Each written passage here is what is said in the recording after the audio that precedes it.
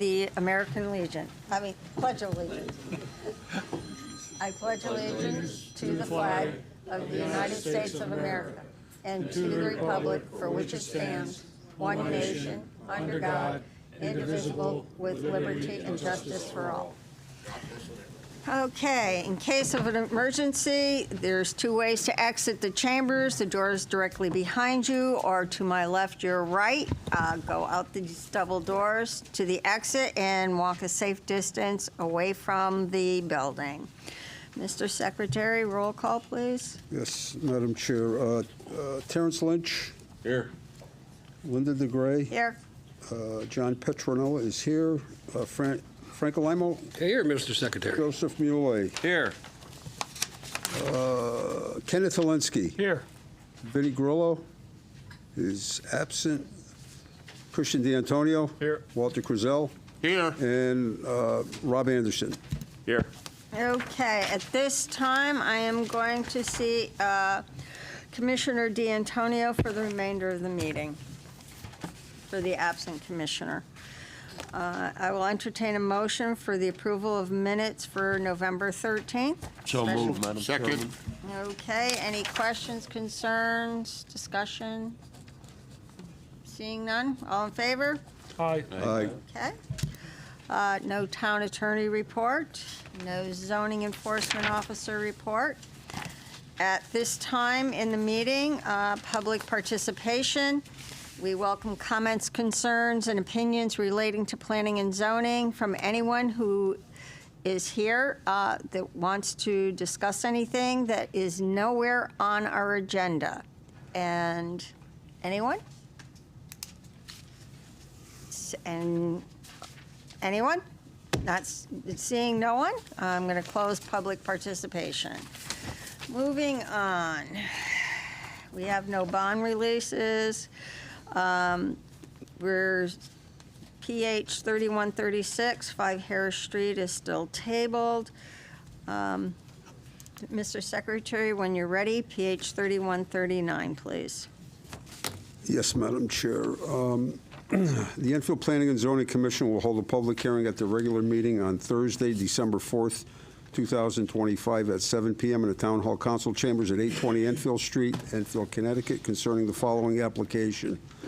PH number 3139MA, South River Street, application for zone change from TD1 to TD4 for properties known as 22, 24, 28, 38, 44, 48, 50, and 52 South River Street, South River Realty LLC, applicant, owner, and Matthews Landing LLC, owner, map 8, lots 13, 14, 15, 16, 17, 19, 21, and 22 TD1 zone. Welcome. Name and address for the record, please. Good evening, Madam Chairman, members of the commission. For the record, my name is Attorney Paul Smith. 27 South Main Street, Windsor Locks, Connecticut is my office address. To my right, representing the applicants, South River Realty LLC and Matthews Landing LLC, is Richard Pinkman, who is a member of the LLC, of the two applicant LLCs, and they own the property. To my left, from R. Levesque Associates, Inc., is Philippe Gravo, who's a professional engineer, does quite a bit of this type of work, and he's, although this is a zone change, he is here really if you have any technical questions regarding the zone change. So with that in mind, just as a matter of housekeeping, Madam Chairman, we do have boards if you want those up for the audience, but I think your screen should be adequate. But we I do think have, the screen is. yeah, we do have boards available All right, if thank that's you. a convenience for people. So as you know, this is a request regards property that's located in the Thompsonville zoning districts. It is currently zoned TD1. We are now applying to have it rezoned to TD4. TD1 zone, of course, is a single-family, two-family residential zone.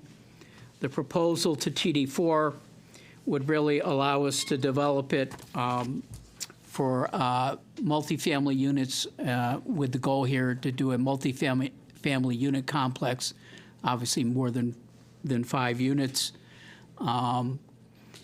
So with that in mind, this parcel is approximately 5 acres, 4.92 acres. Comprises, as was read in the notice, 8 pieces of property, which my client has assembled over the years. With regard to the 8 parcels, there are currently 16 units actually on the parcels now. There's 4 single units, a duplex, a quadplex on one property, meaning 4 units, and a quadplex with 2 singles on one other piece. I think that covers all of them, Richard? Thank you. Richard has actually resided for the last 10 years on the properties. And over the years, I think it's fair to say my clients have been very diligent about trying to maintain and improve those properties. But as things have changed in Enfield, as the train station is being renovated, they view this as an opportunity to maybe to do something a little bit better and maybe more special. And it's really driven by the fact that it's located within walking distance of the train station. The train station about approximately 500 feet from this location. So that's really the genesis of the application. Now, with regard to what's around the application, and we may have another screen, I think. Georgie, are you controlling? Can we control? That's the existing condition. Yeah, that shows us, thank you, Philip. That shows us existing conditions. Just flip back to that for a second. All the properties are shown on that map. And then the next map will just show us in location to the existing TD4 and the surrounding area. So with regard to where we're located, this property abuts the TD4 district to the north. To the north is property owned by, I believe, the town, the boat ramp, that sort of thing. And then beyond that, private property. All in the TD4 district. And as you go further north, I think you've already approved site plan for multifamily developments in that area of TD4. I guess that's North River.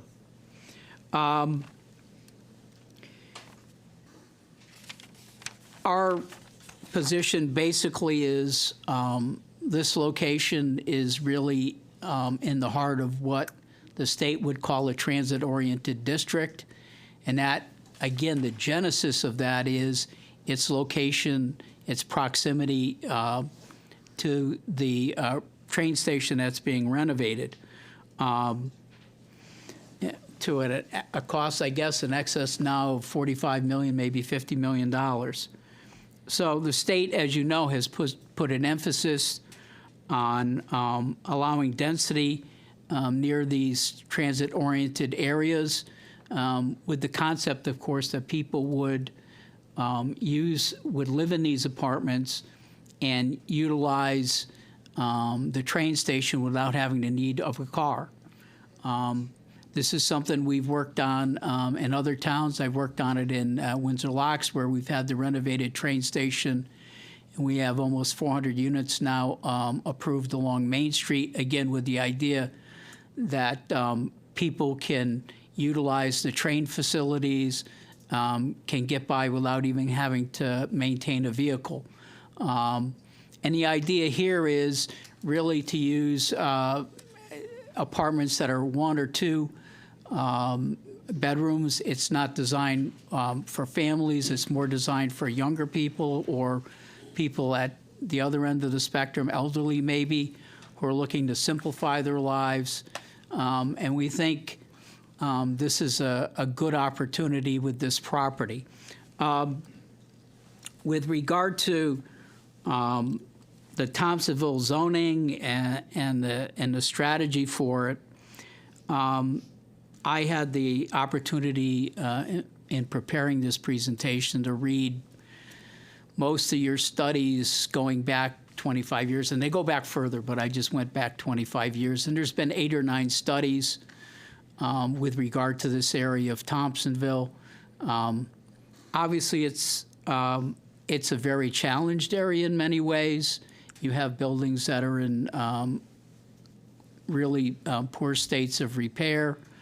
When I was looking through your plan of conservation and development, one of the things that stood out is the people in these areas constantly refer to the issues of buildings not being kept up, drug use, that sort of thing, vagrancy. So this is a challenged area. I've been down there a number of times prior to this presentation, and you can see it is a challenged area in many ways. And I think this type of sort of private development, which is, for us, the focus is market rate apartments, we believe would be beneficial not only to this property, but to the neighborhood and to the Thompsonville area, and ultimately the Enfield community. And it only really works, obviously, if we can get the appropriate density. Again, looking at what's around this property, to the north, again, you have the TD4 district. Obviously to the east, there's the railroad tracks, and then across the tracks, you have a mix of developments there. There's some single-family homes, many multifamily homes. Many homes in this area are not owner-occupied. They're just rentals. And then, of course, to the south, along South River Street, is more TD1, and again, it's a pretty broad mix of some owner-occupied, some single-family, some multiples. Many are rentals. So again, it's a real mix of an area. And I would also note that for our position, we've put it in the application, and you've seen it in your staff's report, the POCD, the studies that have been done by the town support a higher density housing in this area. You have the infrastructure for it, the road, the water, the sewer. We've done preliminary ART meetings with the town, just to see, what there is there for infrastructure. So none of it would be an impediment to a development. Now, we have done a concept plan, but let me emphasize that what we did, and you can switch to it, Philippe. Let me emphasize that what we did is sort of say, what we're going to do multifamily, what would a max out look like? And so this shows what ultimately could be done, but it's frankly, my client, I believe, has a little different vision, and he may speak to that at some point this evening. But basically, his idea, if you flip to our existing conditions, would be to try to preserve some of the housing that's along South River Street as part of the development, in conjunction with building some multifamily housing behind it. And the concept here is, we were looking at the CROG report that you all received tonight for this proposal, and it suggested that maybe we make some efforts to maintain a streetscape or redesign the building to maintain a streetscape along South River Street. And with that in mind, my client is certainly willing to work with the town when we go, if we get to a special use permit development phase, to try to maintain some of the existing structures, maybe do some more improvements to those structures along South River Street, while also constructing the multifamily units. Flip to the, yeah, there you go, thank you. Now, with regard to this sort of designs, again, this is just a preliminary design and in no means final. The other thing that we're interested in, that interests my client, is to maintain some sort of river walk or riverscape along the Connecticut River. Okay, that's not me. Not me.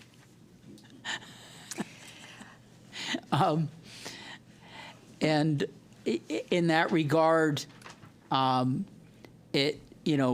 this preliminary plan shows basically a walkway, some areas for benches and amenities for the residents. So the idea is to open up that area, and at the same time to make some improvements to the landscaping in that area with regard to the river. If you're familiar with that area, it has a very steep embankment.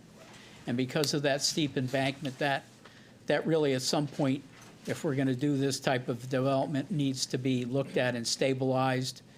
That would be part of a special use site plan. And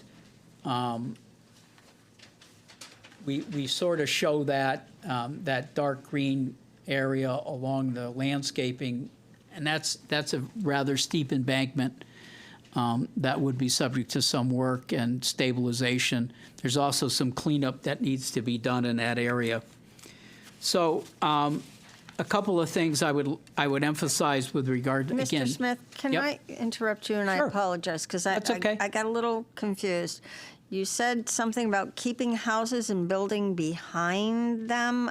Could Okay, you so if you- clarify that a little bit? Yeah, sure. If you flip back to the existing conditions, you'll see that the existing homes are right along the front. Right. And so the CROG suggestion was try to maintain some streetscape. And again, flip to our concept plan. You'll see that basically if we did this plan, we'd tear down all the buildings, right? That's what I was a little confused about. Now I get it. All right. Okay. I Okay. thought you were leaving the houses and building behind the houses. But I'm sorry. No comments from the audience at this time? Thank you. So now that you've clarified that, I Yeah, got so it. if you were to superimpose this, you would see that there were, basically in the greenscape you see here on the concept plan, Yeah. are where the houses are, right? Oh, yeah, all right. Or the Got buildings it. generally. So our idea is, again, working with the town, what we would try to do is work it so that we could maintain some of those as a streetscape, maintain some of those buildings, right? Mm-hmm. Not all of them, probably, I wouldn't think. Can I? Sure. Yeah. Name and address, Yeah, please. name and- Hi, Richard Pinkman, 22 South River. Oh, do Could you want me to? you use the mic that's on, yeah. You're on TV. People need to hear you. You're on. Okay. Yeah, Hello? you're a Is that, star. you can hear me? There you go. Okay. Name Richard Pinkman, 22 South River Street, Enfield. I'm the co-owner, manager of South River Realty. We're the ones presenting requesting the zone change. And yeah, just to clarify, so what we came up with here is a concept plan. And the concept plan is really, this is just to show if we were to build what the maximum could be, like what. Right, we understand with the the concept, acreage. but And- the question I had was Sure. when Mr. Smith was talking, he said something about houses and building behind them, and I'm like, are we keeping the houses? That would just, and he clarified it for me. You would take okay. the houses down. Yeah, I just wanted to make sure that everyone knew there's really no design Right. in this, right? It's Okay. not a building design. It's not a site plan design. It's just to show max units for the acreage and parking requirements. Okay, thank you. And we just wanted to clarify that if we get to a point where we design a building and this whole area, we wanted to basically take nothing off the table. We wanted to work with the town, wanted to work with the people in the community on scale, on height, on number of units, on design, on aesthetics, and we want to make sure that we do something that everybody is really going to love. I don't want to put up just a big building with max units and say, here you go. We want to build a real community down there with Okay. a river walk and amenities and things that, and we want everyone's input in the process. That's what I was trying to. All right, thank you. Okay. It's just that Thank you. the buildings were still going to be, I'm like, what? Sure. Right. Just a little confused. Yeah, and just to sort of take that thought a little further, what it would require probably is some reduction in the unit count in the back building, and probably working with staff and the commission to see what are the parking requirements. We're allowed you have allowed people under the TD4 concept to come in and convince you, for lack of a better word, that the parking requirements are less than the standard requirements in the zone. You have that flexibility, right? Under 8-124, I guess you can remove some parking requirements if you're convinced that it works, right? That it will work. And so the thinking was, and again, this goes back to the Krog letter that you got, where they didn't have a problem with the project per se, but they would like to see, if we're going to do something like this, that they would like to see something other than landscaping the parking lot and the building kind of approach. And of course, we don't want to move the building up closer to the street for a number of reasons. First of all, as you can see from the concept plan, where it's shown, I think, really well, there is a private property that's sort of in not, I don't want to say in the middle, but towards the south, the north end of this, right? And we're trying to be sensitive to her issues. So that's going to be landscaped around. And there are some buildings actually in there near her that we may preserve, and it may sort of then be sort of more of a several houses in that area, if you know where I'm talking about, Rick. And, but it would require us, in all likelihood, to modify the concept plan of the building and look for some, I'm guessing now, because we haven't really put pen to paper, because these are all concepts at this level. But it would require us to look for perhaps some relief with regard to parking requirements, again, which is allowed under the regs, if we can present, consistent evidence that the project will work with that. But he, as Richard said, he has a strong interest, again, trying to maintain some of the buildings that are in the front, so it kind of maintains a little bit different of a streetscape. And obviously, as he said, they would like to make improvements along the riverside area of this.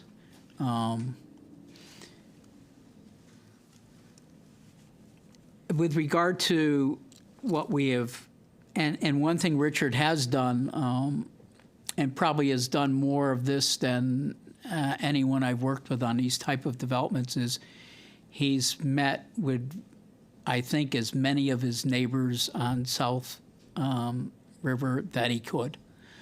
He's met with them in person. He's not hid his intentions or what he wants to do. He's talked to them he's shown them the plans, because he lives there. He has a number of tenants there. He understands their concerns, everyone's concerns, and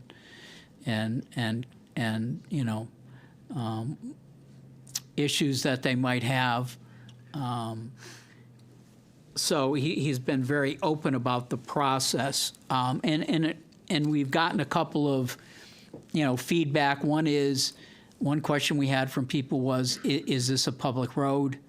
And I don't, maybe the genesis is was some part of North is not or something, I guess, right? North River is not, but this is, it is a public road. When we've done the, preliminary ARTs, the road itself, ownership and that has never been an issue. It's shown on all your maps as a road, so, there's nothing for us to believe it's not that.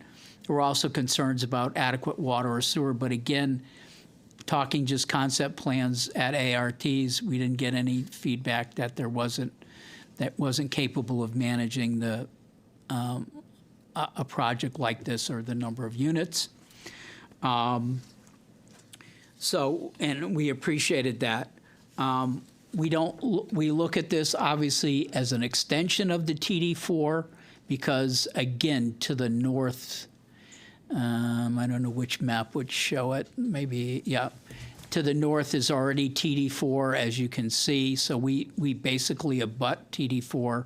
We're not taking this TD4 and putting it in the middle of the TD1 district. It does abut it. So many times that's, is an expansion of a zone appropriate? Well, that's obviously something you guys ultimately decide here. But it's not like we're taking it and placing it in the middle of the TD1 zone. We're extending it out, actually. And again, our rationale, our thinking behind it really is at this point, you're in a transit-oriented district. Those are very hot topics with the state. Obviously, they're looking for density where they're constructing and rebuilding train stations. They were looking for that density when we did it in Windsor Locks, and I think here they would hope that the town would again allow density of units because that's what really makes that mass transit work. Would make, frankly, would make this these units, these multifamily units, if we get through the application process, what would make them desirable for younger people or people who are 1-2 family bedroom units is the fact that it's near transit. So if they wanted to go somewhere, it's easy to travel. It's within reasonable walking distance. So I mean that's a key sort of provision for us. And we do get, this is to some of the neighbors, it's a concern. We think all the reasonable concerns can be addressed. This is not without some challenges, we understand, but I would say this, the town clearly has recognized this area as an area that is challenging and has been for many, many years since y'all lost the carpet, the carpet mill. I mean, it's Thompsonville in many ways is still facing that challenge, and we think our position, and Richard's, I think, is something like this can only be ultimately a benefit to the Thompsonville area and to the community. I would note back, and I think we put it the last slide, there was a land use analysis that was done in your January 2019 report, which indicated that the need for rezoning of the project area, speaking of Thompsonville, to allow densities that are more supportive of transit and consistent with existing land use patterns. And that's sort of what we're pursuing here. We think at the end of the day, we can build something that works because of the river, works because of the train station. My client has, and his companies have committed, 10 years to being in town. He knows his neighbors, he knows his tenants. He's talked extensively to them about this because this is not something that he views as a remote sort of, economic object here. And I would also note, of course, as I mentioned, the state just passed a housing bill, which is pushing all towns to look at higher density housing and more affordable housing. So I think this all supports those state strategies. And again, as Richard has said, he's willing to work with the town, with the commission, with his neighbors to try to create something that works for everybody at the special use permit process. He certainly appreciates the commission giving it every consideration. His view is that if you get a project like this up and running, that you've rehabilitated an area, you have more people, which then more people, lower crime, makes the area more desirable because you have people on the street, you have lighting. And I would note that in one of your studies, one of the success stories touted for the Thompsonville area was the apartments that are there, that they have helped maintain the area. But it's not enough, and I think there needs to be some forward thinking like this that helps move the community forward. I think Richard believes it'd be beneficial to him. It'd be beneficial to his neighbors. We understand there's challenges. We understand there's concerns, and we're sensitive to that. But at the end of the day, we think this would be beneficial to the community. With that, I know Richard has some things he'd like to say, again, as having lived there for 10 years. Hi. Oh, is that on? Am I on? Okay. You're on. All right, yeah, I prepared just something I wanted to speak. I wrote it down so I could remember to say what I was feeling. So good evening, everyone. And again, thank you sincerely for listening to us tonight. Again, for those of you who don't know me, my name is Richard Pinkman, co-owner, manager, South River Realty. I'm also a firefighter in a neighboring town, and I've lived on South River Street for just over 10 years.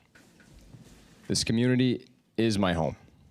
I care deeply about this neighborhood, and I have devoted a large part of my time, my income, and honestly, my life to improving the properties that we own here.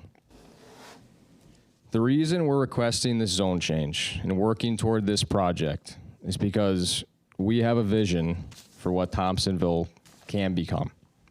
And we want to be part of that solution that helps revitalize the whole neighborhood. It's not a secret that our area faces real challenges. Anyone who walks the streets can see aging and deteriorating housing, vacant and blighted properties, and lack of investment, which has accumulated over many decades. Living next to the public boat launch, I often see illicit activity, especially late at night. I've personally had to ask people on more than one occasion to leave my property for using drugs right out in the open. I have personally picked up more trash on the riverbank and the street that I can remember. And throughout the surrounding area, along the tracks and the vacant lots, we all see the same thing: furniture, bottles, cans, wrappers, and debris. We have some of the lowest home values in town and one of the lowest rates of owner-occupied housing. Yet despite these challenges, this is still the most beautiful part of Enfield because of the river, and it has a lot of potential. That is why I strongly believe in this project. A well-designed, high-quality development brings real, measurable benefits to a struggling neighborhood.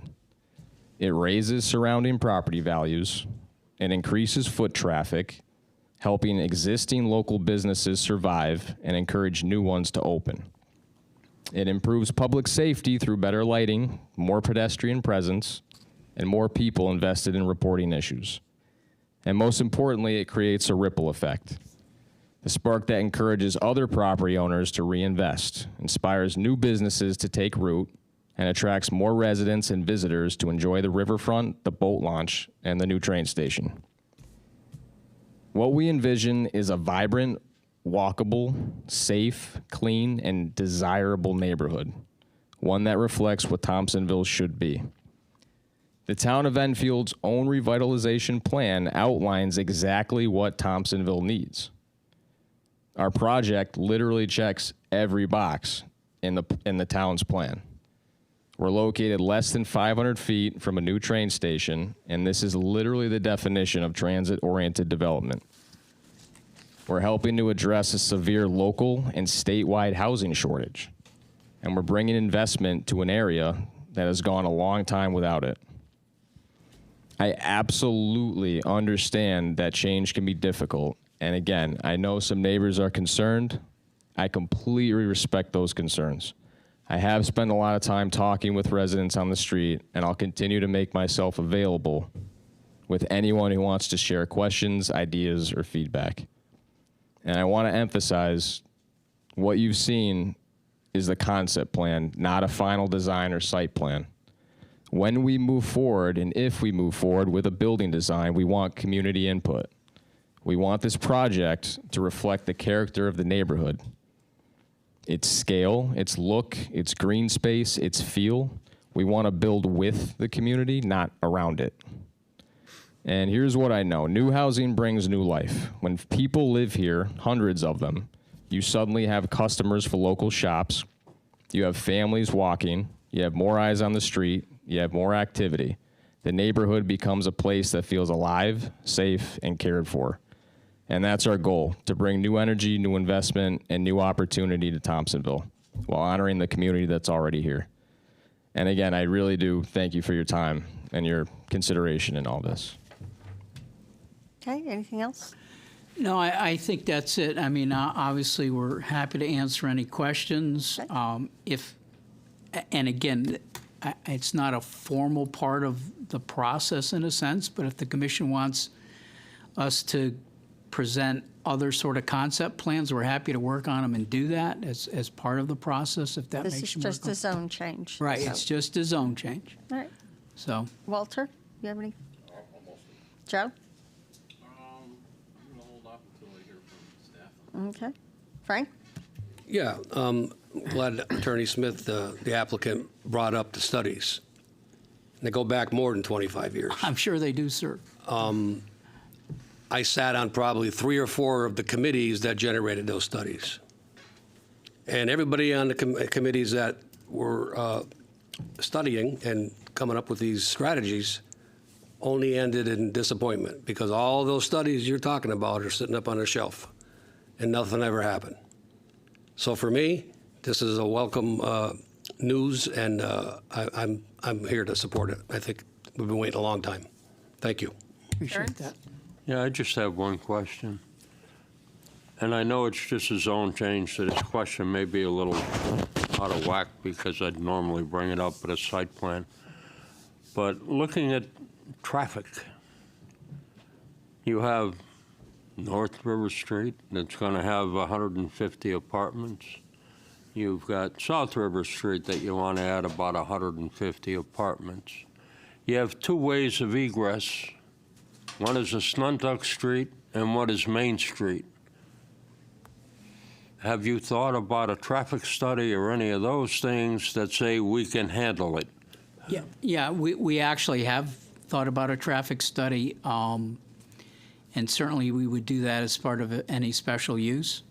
That would be required, and it may in some ways modify, and a couple of things we're aware of, right? Meeting with staff and doing the ARTs and talking to people. One is the state is going to close one of the roadways, right? As Nuntuk, I believe, right? They're going to close that. Yes. Because and now the town's opposed to that. We certainly, not that we count for anything, but we would be opposed to it. But, I mean, that's a state decision at this point.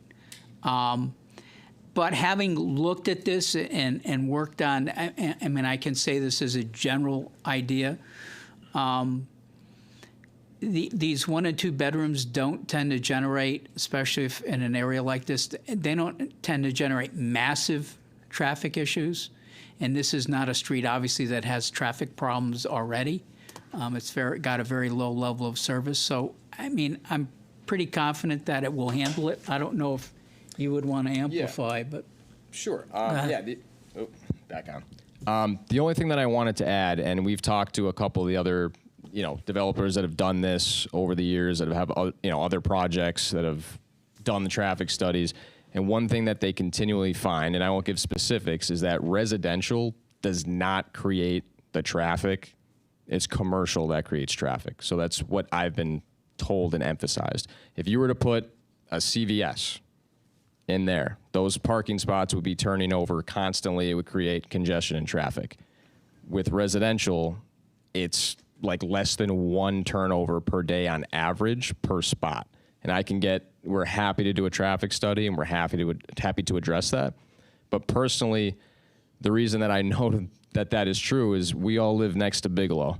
And that is my biggest example. And I believe I've talked to everybody on the street about this congestion issue. And I think everybody, whether we agree or disagree on whether there should be a building here, we drive past it every day. That place has, I believe it's over 500 apartments. And I have never in my life seen more than 1 or 2 cars coming and going at any time, ever. And that place is 3 to 4 times the size of anything we would ever build. So I know congestion is an issue, and I know it's something that a lot of people think about, but I think the fact of it is it's not going to create nearly the congestion that people anticipate in their mind. And that's one of the examples that I'm going with. And I think people on the street can attest to that's what happens there. Yeah, well, if that helps. Sooner or later, and not at this place, and not for this application, but you're adding 300 apartments down there. You're adding parking for at least 300 cars down there. At least half of those people are going to have to go to work someplace besides on the train. I mean, let's think about where the train goes and what the situation is in the cities where it goes to. Now you're saying, okay, all these cars at some time in the morning or sometime in the afternoon have to leave and come back. And I'm just concerned about going down a small street, not being able to see a damn thing if you have to take a current turn, and what do we do with it? It's just something to look at when you come with another presentation, not looking for an answer. Of course, thank you. Yeah, and I think that's a fair question, and obviously at the special use level, given the fact, as you said, you've already approved a number of units, we would certainly have to give you a study that justifies whatever density we're at. Yeah, I'm not trying to beat it to death. I'm know that. just bringing it up because it will come up sooner or later in the process. Okay. Through the chair to staff, and maybe the chair can weigh in on this as well. Back when the regions I was not involved when the TD4 or TD1 regions were made. And I'm just wondering what the thinking was of the TD1 versus the TD4 on North River Street and South River Street. Was there thinking that it would be all totally residential, which is what it seems to be at this point? Or was there much discussion about that? Were there a lot of different opinions as to what should be down there? I'm just curious. So when they were doing the study, I had just when they were finishing the study, I had just started working for the town of Enfield. What I recall is that, as Attorney Smith has alluded to, when you have a transit-oriented development, the idea is to have the densest population you could possibly have. That's where you want your density, is by the train station. I believe that there was a lot of discussion about South River Street, and from a planning perspective, we wanted to propose TD4 as, maybe it was TD3, TD4, I forget what it was, but it was not TD1. The citizens and the homeowners of the street were out in force, and probably, I'm going to guess, just about everyone was here. And they all really campaigned to keep it as a small, quiet, residential neighborhood, and that's ultimately what happened.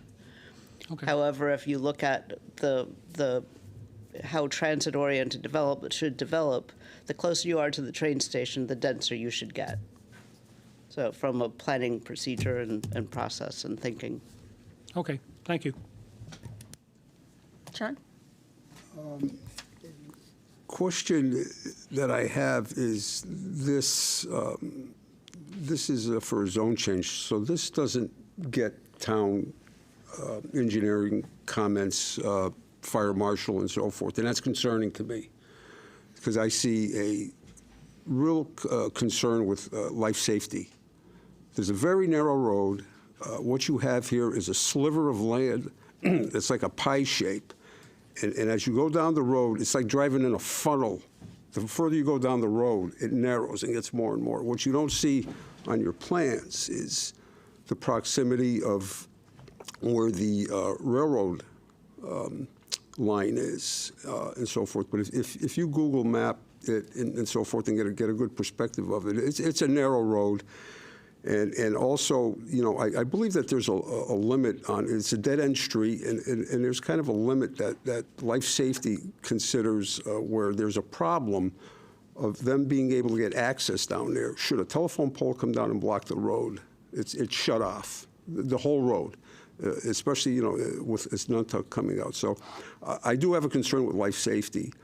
You have what is probably considered, it's like a little tiny peninsula. And if it gets cut off with an accident or a train derailment or anything like that, you have an island. And there's no access to it, either in or out.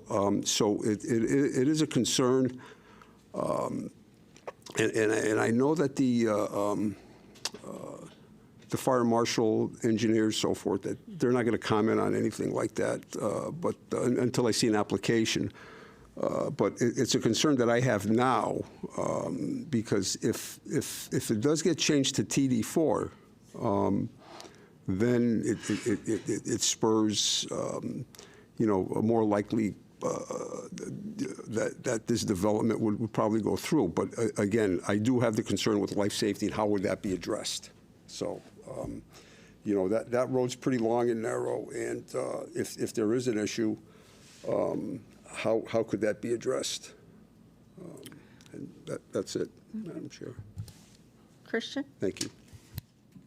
No, I mean, it makes sense to me what you're proposing. I mean, it's an extension of the existing TD4 zone, so, I mean, and it is transit-oriented development, which it totally fits the bill in terms of what we're looking for in the area, according to our plan of conservation and development and all our strategies. So, yeah, I mean, it makes sense. I mean, there's definitely a lot we're going to talk about, or, you know, if this were to go ahead as far as site design and traffic impacts and stuff. But as far as a zone change, pretty straightforward to me.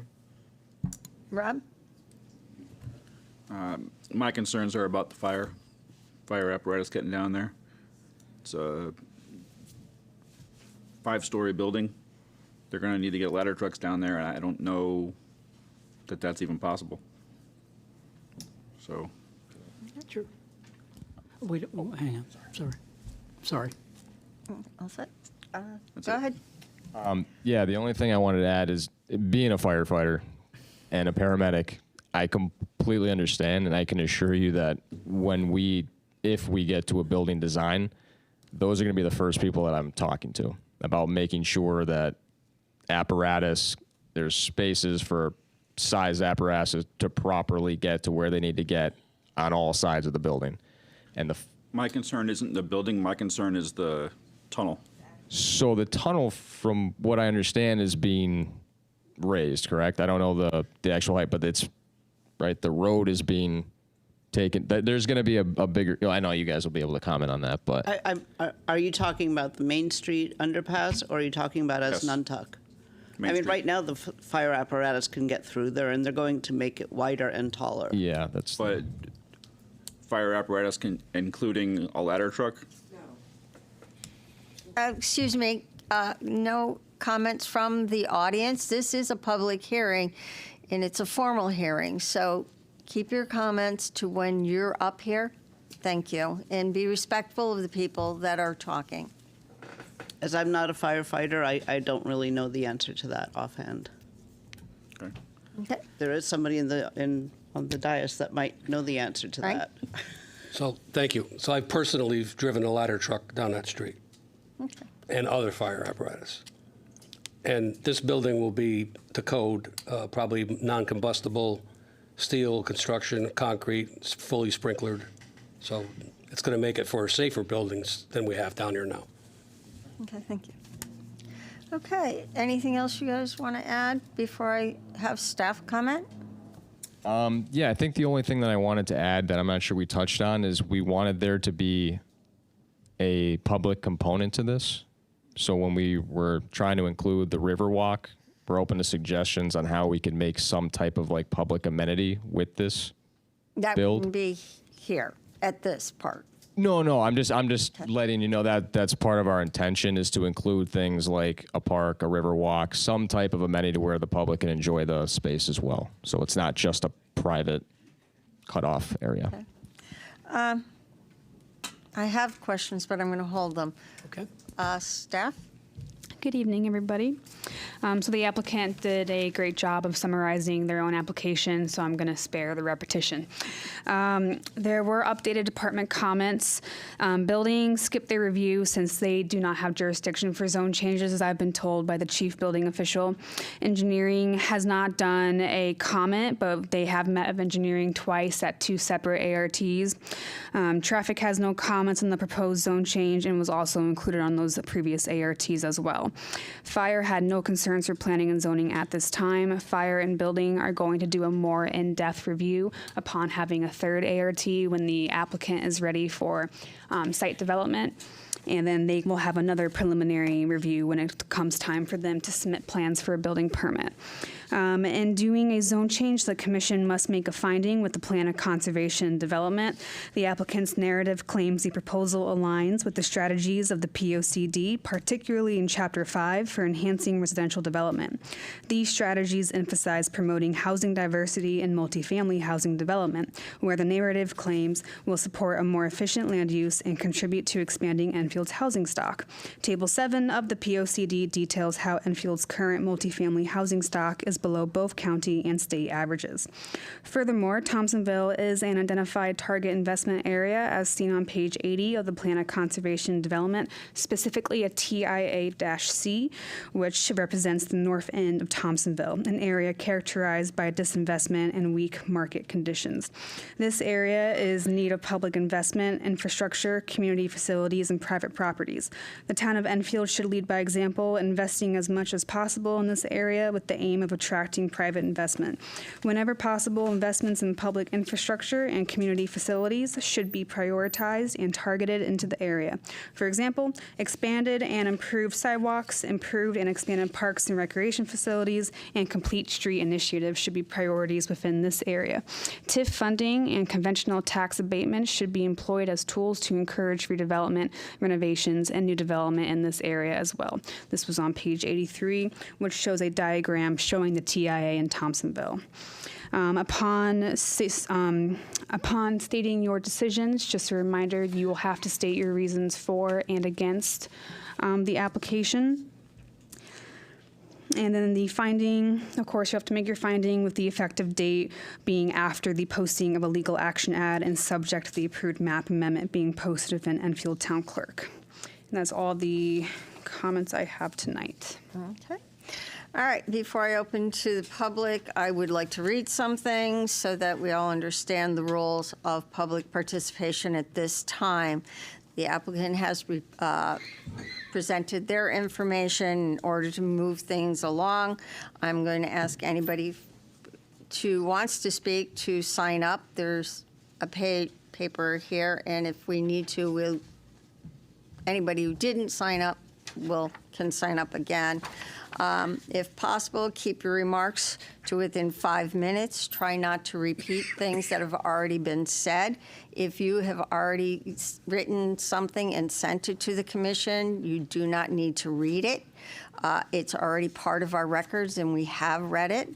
And during this time, we want to keep in mind that there is no back and forth, so keep your comments to yourselves and no applause while people are speaking. Don't be disrespectful. So anyone in the public would like to, I've got several people, so we're going to ask you gentlemen to step back. And the first person is Kelly Lewis. I'm sorry, I didn't really have comments. You said to sign up, but I'm just here to. So you don't want to say anything? Oh, I mean, I can. Come on up and name and address. Come on down. You got 5 minutes to tell us what you're thinking, okay? So name and address, My please. name's Kelly Matarine, and I live at 54 South River Street in the front. All right.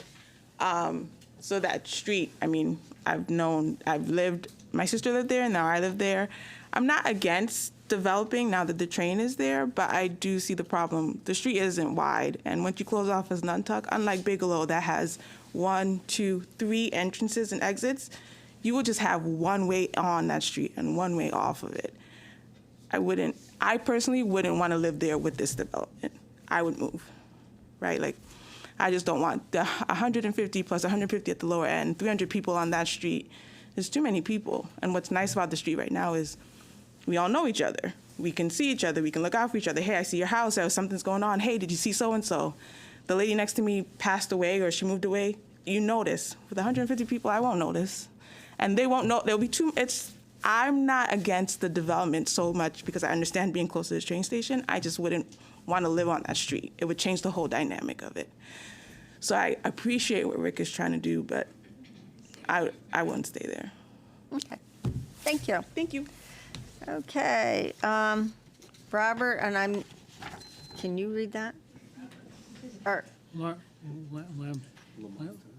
Lamontagne? Robert Lamont?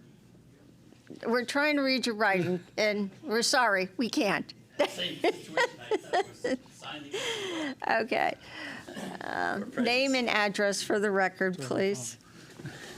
My name is Robert Lamontagne. Thank I live you. at 64 South River Street. I've been there for 47 years. It's a residential street. It's a narrow street. The trash truck comes down the street. You have to follow the truck down the street, unless he pulls over and just about crushes your bushes. And I don't object to development or enterprise from a young man, but I think South River Street is not really suitable for that type of a large project. If it was duplex houses that he was to put in the back, he could do a beautiful project with that also. But I don't want to see it go to TD4. That's it. Okay, thank you. Monique Levesque?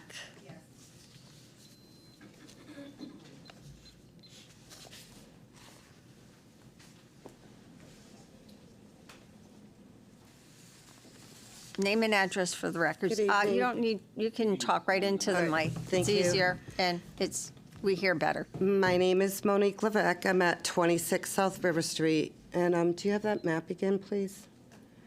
The one, that third map?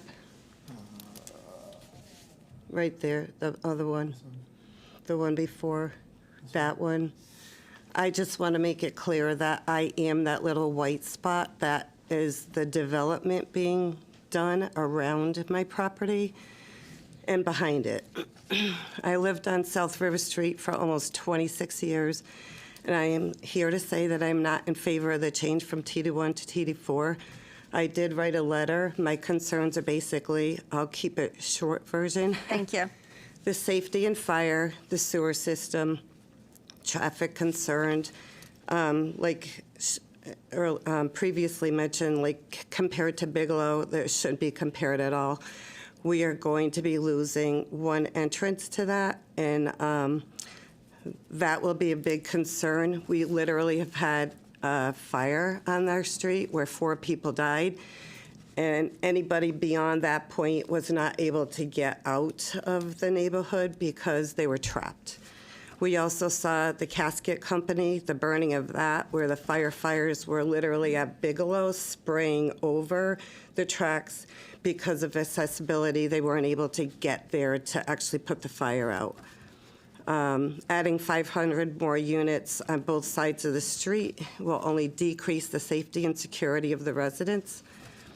Parking would be an issue. I saw one Enfield patch story that actually said that there would be 160 units just on South River, but 171 parking spaces. Like, how is only 11 units going to have more than one?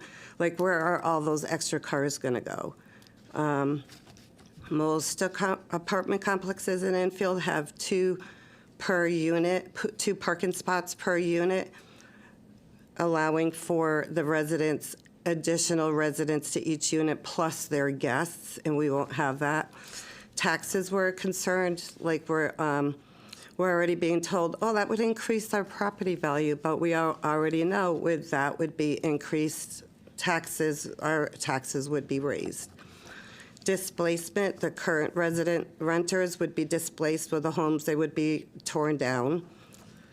The Riverwalk, I have to speak on behalf of the entire neighborhood that does not want people walking behind their property. We believe this will continue to bring in more of those said drug addicts to be another place for them to hang out down in that area. The construction will be a huge inconvenience for this tiny neighborhood. There will be an extreme amount of noise, vibration, air pollution, water pollution, soil pollution, traffic disruption. The noise will be a major factor for me as well, as that is being done around me. I work from home most of the days. Aesthetic and cultural loss, the wetlands, historically, there have been people told that they can't build further back on their project, on their property. Why is this project being considered then? As far as the trains, people do not take trains into Hartford and New Haven. The tickets are too high, and they mentioned, oh, for people who can't afford a car, they can't afford train tickets then. So I don't think the train is going to be like an influence for all of this. I believe it is the responsibility of the town to ensure the safety of the residents, and if we can't be promised safety, then I'm hoping the development would not be considered. Please be responsible and vote no for TD4 zoning for South River Street. Thanks so much. Thank you. Okay, Patrick Gaskell.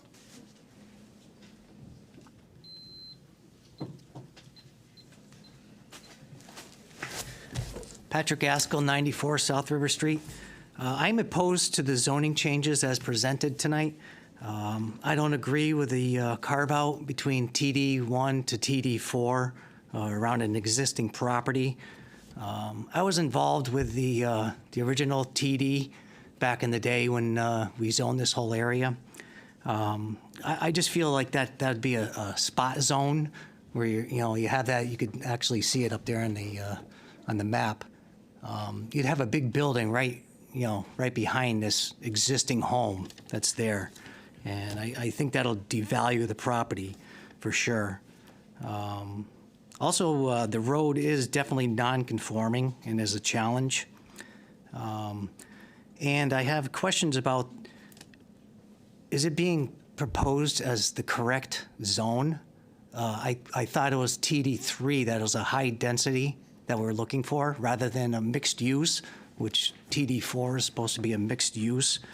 I know the North River Street, the development, they incorporated the phase 1 was going to be 156 units, and then phase 2 was going to be developed into the mixed use, commercial, and the residential. So I don't see this as a good fit for the area. If you're rezoning it for strictly housing, it should be TD3 and not the TD4, or they should be incorporating commercial into it.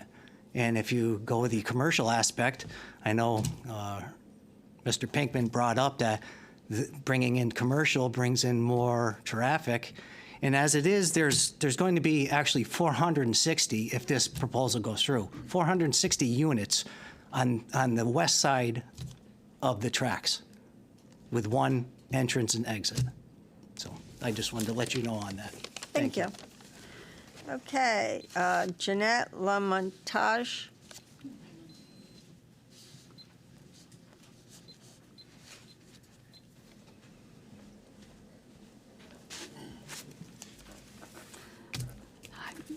I'll read my comments. Name and address, please. Oh, for I'm the sorry. record. My name is Jeanette Lamontagne. I live at 64 South River Street for the past 47 years. So I'm just going to read my comments. My husband and I wish to express our concern about a proposed zoning change for South River Street that would allow for the development of a large apartment complex. My husband and I met this past Tuesday, December 2nd, with the developer who is requesting this zone change. Also present at that meeting was the developer for the North River apartment complex. Both gentlemen assured us there would not be a noticeable increase in traffic volume. Furthermore, they assured us that this would increase our property values. We can only hope that's true, but there's no guarantee.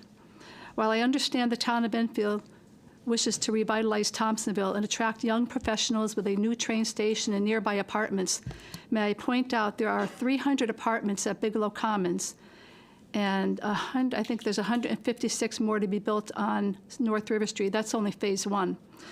I asked myself, when is enough enough? Please keep in mind that there is currently a demand for single-family homes as well. Going back a few years ago, we were all a little concerned when we saw an LLC snapping up all the houses in quick order on our street. But then we were very pleased to see that this LLC began improvements on several properties. Imagine our shock and dismay when we learned that all those nice homes that are being fixed up are going to be demolished for a large apartment complex. This makes South River Street homeowners very concerned, and we feel kind of insecure that the urban sprawl is making its way down our quiet little street. We hope planning and zoning commissioners hear the heartfelt concerns of homeowners on this street who wish to retain that small town, village feel of South River Street. We respectfully request that planning and zoning commissioners look closely at this proposed zone change and the justification for continuing heavy development down an otherwise quiet residential neighborhood. And I do remember that fire on South River Street. I think it was it may have been 68 South River Street. It's a vacant lot now. And 4 people died there. That was one house away from us. And we were blocked in our house for a couple days. We had emergency vehicles using our driveways to park their emergency vehicles. And that was a nightmare. And I'm really concerned about how narrow our street is and for emergency vehicles to be getting down there. And then you talked about density around train stations.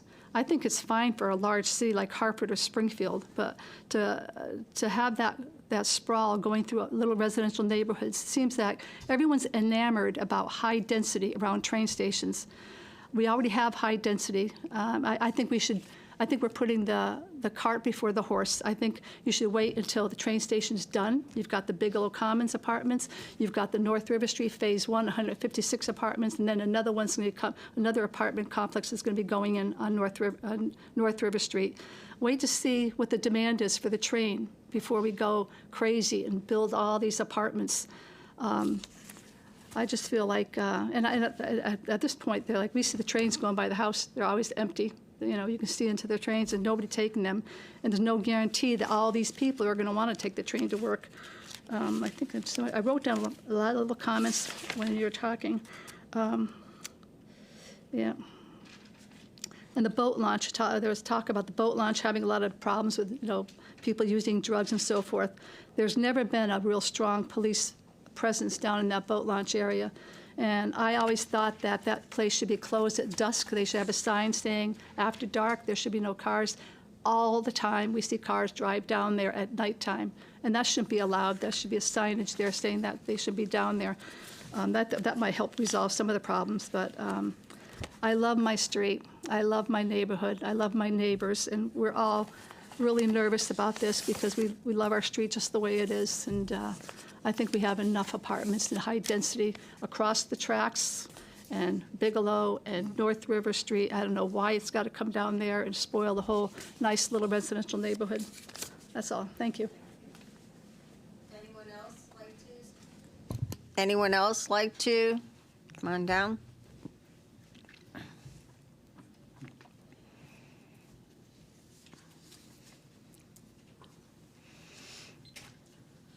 Name and address for the records. Good evening, Karen LaPlante, 166 North Maple Street. I'm handing out my things, so you'll be at my comments, so you'll be able to reference them when you make your decision. I am here representing myself, and I would like to let you know that I own a two-family house since 2011 on Russell Street that was totally renovated and has been completely rented by excellent tenants since it was completed. So I am an investor in Thompsonville. As many of you know, we spent many hours going over the TD River Gateway zoning changes, and I checked my records, and that was in 2018.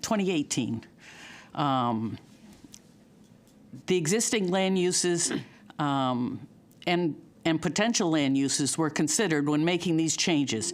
Many homeowners in the TD districts participated in the process, and I felt we had a great plan for the riverfront TD zones. I am against the changes of this property on South River Street to a TD4 zone. The TD1 district purpose, quote, is to provide walkable residential neighborhoods consistent with historic patterns of development and encourage the development of public amenities along the Connecticut River waterfront, end quote. The historic patterns of development on South River Street is single and two-family houses. This is why this TD1 zone was chosen for this area. Many of these property owners have been long-term investors in their property and live in these homes. Based on my calculations from submitted documents, this developer has accumulated more than 560 feet of frontage in the beginning of a dead-end street. A narrow street with one way in and one way out. With the TD1 lot and bulk requirements, the developer could develop approximately 11 lots in excess of 11,000 square feet as riverfront single-family homes, or even multifamily homes. If these homes were built as high-end homes, let's estimate 500,000. Sale price as a low end. The estimated value would then be over $5.5 million. That's still a nice boost to that area. In support of my suggestion, I would like to ask that the commission refer to page 50, which I've attached to the back of my comments, of the Plan of Conservation and Development, specifically table number 9, households by income compared to existing housing stock by value. The shortage of housing units for household incomes below $25,000 are only 618 units. Don't we already have that many apartments already approved through this commission already throughout town? There are no shortages of housing for people with annual income ranges between $25,000 and $74,999. An abundance of over 8,400 units, according to the chart. But if you look at the high-end market versus adequate income, shows a shortage of homes for those people in the annual income range over $75,000. The shortage is over 4,600 units. And nobody's talking about building those units. In many towns, waterfront properties are in demand. Why can't they be here in Enfield? Besides the safety issue, the one way in and one way out, the narrow street, the dead end, and historical loss of life due to fire, I don't believe this commission should change this zone to TD4. It would be a grave injustice to the citizens that have made and maintained their homes as the quaint neighborhood it is. Please take my opinions into consideration. It's about more than more. It's about a sense of place, neighborhood, and protecting the riverfront from overdevelopment. So that was my prepared document, but based on comments, if you look at the chart of what's allowed in TD4, I'm going to go back to when Charlie Dern was chair. You're not voting on what they're proposing. You're voting on whether it's a TD zone change. It's a zone change. You're not supposed to take into effect what they are proposing, because they don't have to do that once you change the zone. There could be a hotel or a motel. There could be bed and breakfasts in there. They could be liquor permit establishments. There's a number of mixed use and business residential. A retail store could go in that spot. So there's more than just apartments that can go there, and there's no guarantee they're going to suggest apartments. You're just changing the zone, and that's what you have to rely on. I urge you to keep it as a TD1. We spent hours and hours and hours doing this, and a lot of the residents showed up because they are stakeholders, not the people that own just rental property and don't live around here. Thank you. Thank you. Anyone else? Sir? I'm sorry, I'm sick. You mentioned. No, sir, you got to come down, sit down in front of the mic. I'm the guy who mailed in. Just sit down and we'll talk, okay? I'll try. Just name and address for the record. Is it on? Yes. My name is Anthony Quinones, live on 42 South River Street. I've been here for about 25 years, on and off. I mailed in a letter. I think Yes, we've got it. You said So you don't have to read it. All right, but I wanted to speak to my neighbors. I was one of the ringleaders back then. If you guys remember, I was the guy that brought the TV stations in. We fought the developers on South River Street. I'm Tony Q. That was like the name I used to use back then. That's my musician name. Anyway, I know a lot of you. Sir, you need to talk to us, not to the audience. You know, this is my point of view is, you know, I came to this country, Puerto Rican. A lot of you look like, you know, you got immigrants too. This is a great country. I actually watched them two guys in the middle of the winter, no heat, no electricity, clean up 40 South River Street, paint it up, fix it up, and rent it out. And I'm looking at these two young guys, I said, man, that's just what America's about. And then I find out the guy's also a fireman to boot. So I said, wait a minute, you mean to tell me this guy works all day, he gets up, No, Okay. I thought it was on. I'm He gets sorry. up every day. He goes to work to save other people's lives. And then after work, he's over here flipping houses.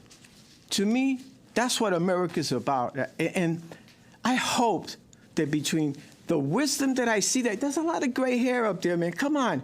Give them boys a shot. Let's figure out a way to make this work. Our neighbors, come on. You seen how he cleaned up the back there when they had those old houses? Sir, that look like stop shit? talking to the audience. All right, Talk look, to us. I'm sorry. I get excited. Like I said, I'm sick.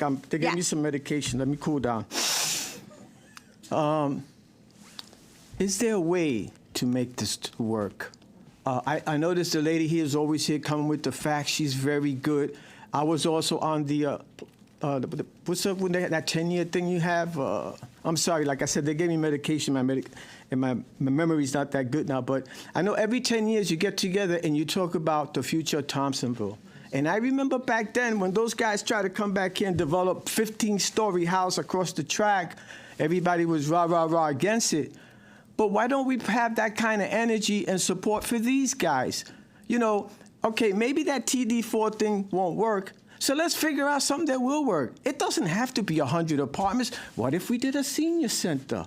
Ooh, that might work. There's not too many cars. There's old people, blah, blah, blah. It'll be profitable because they're not going to live to be 125, right?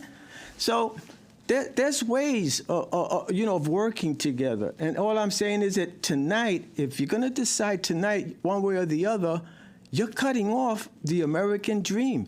This guy had one house, then he brought another one, then another one, and another one. And I'm seeing this. I'm seeing those old violations. They had that lady going around giving out tickets for the people who weren't cutting the lands and all that. Remember when you had that committee that was doing that all over Thompsonville? The Blight Committee or something like that. There was like a whole crew. Going. Right, remember? They tore down these two old houses in South River Street. If you go back there now, I swear to God, it looks like a golf course with the little white trees and all that.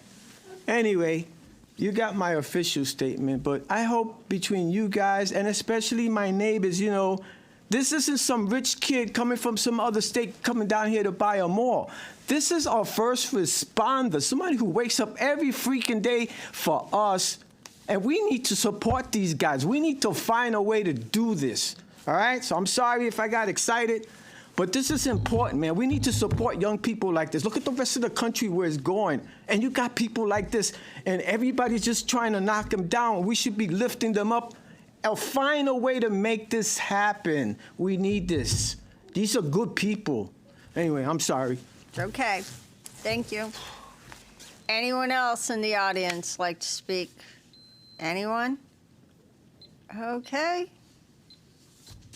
Mr. Smith, come on up and you've heard the comments. I did. Thank you. So I don't have a lot, really. I mean, I would just say a couple of things, obviously. The concern about the Riverwalk going behind other properties, it's really just, obviously, we only control our property. So we can work with the town to do something, but it obviously wouldn't extend to somebody else's backyard. My client, again, as you can see, has pretty much been diligent about speaking to everybody about this because he's very straightforward about the process. He's spoken to all his tenants. They're aware of what's going on. I would say that most of the concerns that I've heard really are those that you classically address when you do the site plan special use permit process, traffic. Do we make modifications to the roadway? That's a possibility. Obviously, one of the keys here is we're at the beginning of this South River. We're not down towards the end of it. But you know, it is a fact that this area is challenged. It's a challenging part of town. If you look at many of the properties, especially to the east, they're dilapidated. They're unimproved. My client is made, as one of the gentlemen said, an effort to improve his properties, to maintain them correctly. But at the same time, he sees an opportunity here to do more, and I think this is the proper vehicle for it. As somebody commented, you know, this is what there is an expectation that near a train station you're going to get good density that will allow that station, the investment that the state and the federal government has made of $40 or $50 million, that it'll work. And the way it really works best is if you have people that can walk there, take a train wherever, whether it's to the city or to their job. But it doesn't work well without this kind of density. Obviously, someone mentioned that spot zoning. You know, that's sort of a legal term thrown around a lot. But, you know, this is adjacent to a TD4, so it's not like we're imposing this in a spot in the middle of some zone because it's a good idea. The extension of this TD4 is a good idea, and it is not spot zoning. So other than that, I appreciate people's comments. We're sensitive. My client is extremely sensitive to his neighbors. He lives there. He's not a remote developer. He and his partners have worked really hard. They're diligent people. They've done extremely well, and that good for them. But at the end of the day, they believe if you rezone this, they will come in with a plan that works, that addresses any traffic or safety concerns for the street. And given where it's located, again, in the TOD, it makes sense. I don't know if you have anything further that you'd like to add. No, I mean, the only thing that I wanted to add is, and sincerely, thank you to everybody. I like my neighbors. I know this is a emotional thing. It's a zoning issue. I know people have been there for decades, and I'm not blind to that. And I appreciate, good or bad, everybody coming out to share their opinions, and I appreciate you taking the time to hear this request very much. Okay. Yes. Just a few things for the record. I just want to read it in that we received the following letters that are in the record from Monique Levesque, Steve Coctella, Rob Lamontagne, and Tony Quinones. So those are included in the record. And then just some clarifying dynamics. Originally, the applicant was exploring with staff the idea of, instead of zone changing to TD4, do TD3 instead. TD3 offered a variety of housing where these particular uses are allowed by site plan: 2-family, 3-4 family, and then 5+ unit residential, which we don't define. And then special permit, assisted living facilities, community residences, housing for the elderly, and senior residential development. So the zone change idea was then switched to TD4 after Levitz came in and did the text amendment. So now in TD4, there's a specific call out for apartment development greater than 5 units is allowed in TD4 via special permit. TD3 allows the same use, but it's called something a little bit differently in terms, for terminology's sake, where you have the 5+ unit residential, which would be allowed as a site plan review and not a special permit, meaning that that would not have a public hearing component. The other distinctions was TD4 incorporated those mixed uses such as food services, lodging, and then the marine waterfront, which was also very important for the Connecticut River context. And then based off those conversations, that's kind of why during ARTs and discussions afterward that TD4 was a better fit for this type of proposal and project. So just to clarify where TD4 came from versus TD3. And of course, the parking requirements would be superseded per that public act. So 1 bedroom would need 1 parking space, 2 bedrooms, 2 parking spaces, and so forth. And then just to reiterate, they did have multiple ARTs where departmental comments did meet with them and discuss concerns, and there were no initial red flags that came from those meetings. Thank you. Okay, go ahead, Lori. I've got a couple of questions, so go ahead. Of Georgie? Oh, no. Oh, okay. Go ahead. I just want to comment that CROG did have no apparent conflict with the regional plans. They did comment on, they thought that you should try to maintain the streetscape. As far as a TOD zoning, the idea is to get high density and a lot of diversity of housing. So, I mean, when it comes to that, this certainly meets the thought process of developing a TOD. It does provide economic benefits and access to the river, among other things. I do want to reiterate that this is a rezone, and there is absolutely no requirement to submit any plan whatsoever. So what you should be basing this on is whether or not the zone is appropriate for the location and the uses that are within it. Okay. So, Okay. I mean, like I said, earlier, we were proposing to make this TD4, or actually TD3, I think, earlier on, so 7 years ago. So I think that this is a difficult decision because there's a lot of different parameters that you are considering, and as far as uses, streets, access, things of that nature. Okay, my very first question, and you probably don't know it because I didn't call you and ask it in advance because it just came to me, is do we know the current width of that road? I mean, I went down it this morning and cars were coming the opposite direction, and I'm just thinking we just had a little snow, but if we had a lot of snow, we'd all be out of luck.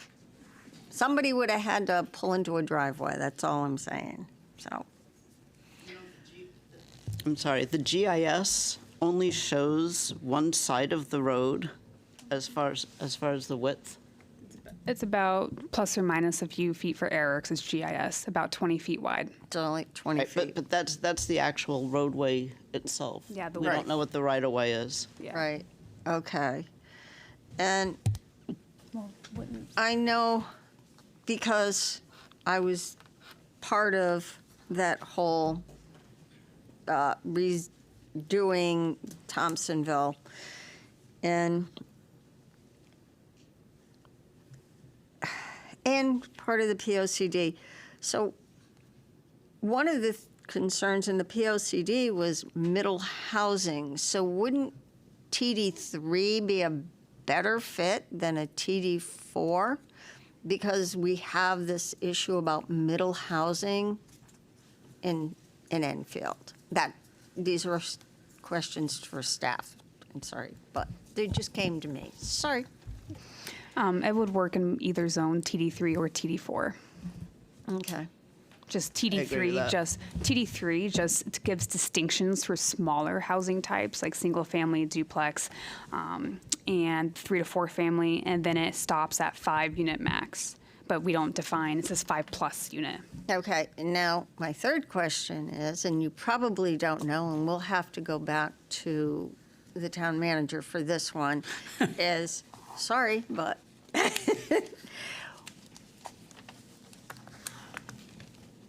if we were to change this to a TD4, would the town widen that road?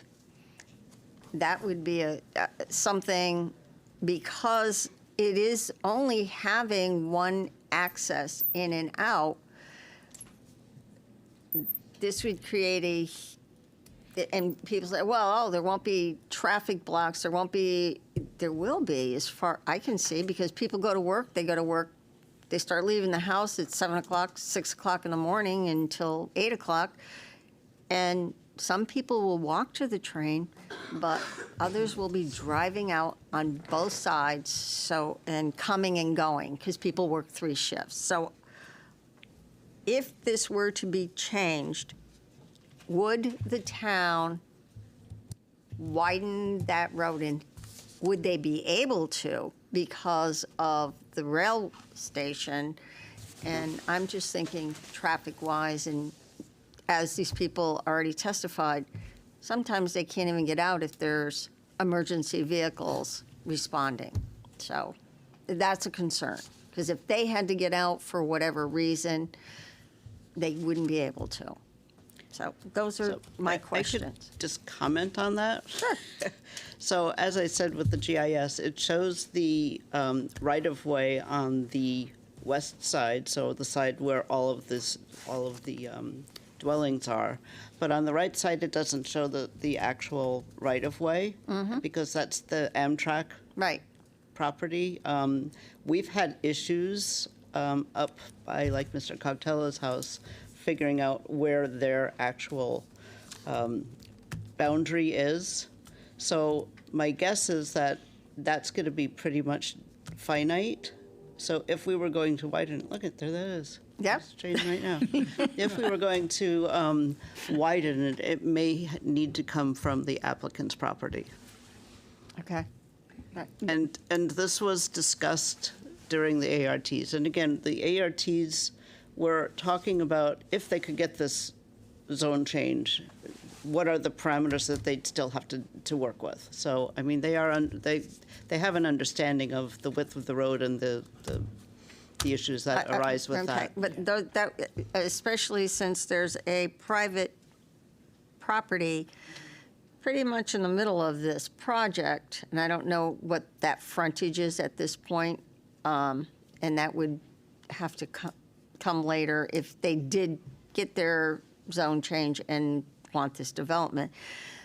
So, but those are my questions. So. I will say that it was widened when they put the bridge in. But that was only at the beginning. Yeah, right, bridge north. Right. Not south. Right, and that was only at the beginning where, yes. Okay. All right. Walter? Does a school bus go down there now? Does anybody know?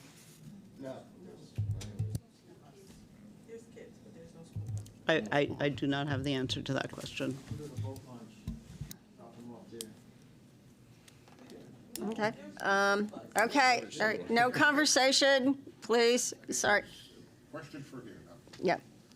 Okay. Anyone else have questions? Joe? I have the same concerns that John had about I understand this is a zone change, but the traffic thing is big. You know, safety for fire and emergency vehicles, you know, the sewer system and all that stuff. I mean, I understand it's a zone change, and I don't think TD4 is good for this area. I just don't, and we keep talking about density and stuff between North River Street, Phase 1 and Phase 2, the Lamagna property on top of that, and Bigelow. You're probably pushing close to 1,000 units in this area. How dense do you want to be? You have approximately half of the homeowners on the street don't think this is a good idea, and they have to live there. And I don't think it's a good fit for this end of Thompsonville at this particular time. Especially when I heard the train station is going to be backed off another year. They haven't even put a shovel in the ground yet. But those are my comments. Anyone else? Frank? Yeah, again, I think, you know, we're here just for a zone change. And I feel that going forward, we have a bigger, even bigger bite at the apple if this should go forward. And then working along with the art meetings, I really have 100% confidence in all the public safety people, all the town staff, engineers, traffic. These folks are going to have to stamp their approval on this. And I don't believe any of them, and having worked with some of them, are going to approve this if there's any indication that there's going to be a safety issue. So I think letting the process go forward to the application, we have more teeth and we can do more as a commission and as a town, and the staff and the professional level as well as traffic, fire, engineers and the like. So that's where I feel right now. It's just a zone change, and we don't even know what they're going to do yet. So again, this is just a tiny bite. We have a lot more input as a commission if they come forward with an application. And you do know that they can say housing, but what if a marina comes in a restaurant and a retail store instead? Now we're talking more parking. This is the zone that it can happen in. It's Right, not but just the housing. It still has to get approved Right, by but us. it would be able to go through if we change the zone. But not if it doesn't comply. It would comply in a TD4. Well, well, I'm not going to argue with a Yeah. point. So I made my point. Look So, it up in yeah, your zoning no, regs. well, I made my point. All right, thank you. Anybody else? Yes, Christian. Yeah, I mean, just to be transparent, in our TD4 zone, the only use allowed by site plan is park or playground. So if this were to be approved, anything, whether it be a restaurant or a marina or housing, multifamily housing, would come back here with a special permit. So what Frank is saying, and I completely get what he's saying, and I agree with it, is that it's going to come back to us here. We're not obligated to rubber stamp approve it. They're going to have to meet all our regulations, and then they're going to have to prove to us that traffic, safety, fire access is all met. If we, at that point, find that they cannot prove that, then we will have valid justification to deny their special permit. But as far as the zone change goes, this is for a TD4 zone, which is basically just teeing them up to eventually submit a special permit request in the future. If we take them at their word for fairly high density multifamily housing, but like you said, potentially other uses as well. I mean, I'll just read out loud just what we have in our TD4. The definition. Would you like them? I've got them right here. Yeah, no, I got it right here. Yeah, it's section 8.120.4, Thompsonville District 4. The purpose of Thompsonville District 4 is to allow a variety of housing, food services, lodging, minor retail, and marine/waterfront activities in direct proximity to the planned rail station adjacent to the Connecticut River and freshwater brook. So that's the zone they're proposing. I mean, it is in direct proximity to the rail station. It's on the waterfront. That's what the zone is for. And it's gonna have to, they're gonna have to come back with a special permit either way, unless they're gonna propose to turn it into a park, in which case you're welcome to, and all the neighbors will love you for it. Yeah, as far as the zone change goes, I mean, it makes complete sense to me, and I don't think that this is us telling them, hey, you can have 200 apartments, you can have 150 apartments. This is us telling them, hey, come up with a plan, prove to us, show us the parking study, show us the traffic impact, show us that having one entry and exit off Main Street will be satisfactory and doesn't concern the police or fire of the town. They're gonna look at that, and we will have that professional opinion when the time comes. Thank you. Okay, I'm going to open it. Go ahead. I think this is a real opportunity for us to make some changes in this area. We have a developer willing to do some things for us. And I think the comment that Commissioner Alimo made earlier tonight about we've got all these plans on the shelf and things were never done, okay? Yeah, I drove down there today. I haven't been there in a while. And it's just, it could use some improvements. That area, that whole area really needs some improvements down there. So I'm in favor of doing the zone change. Okay, this time I'll open it back up. Anyone in the public like to speak? Anyone? Come on down. Sorry, gentlemen. Gotta get out of the way for a second.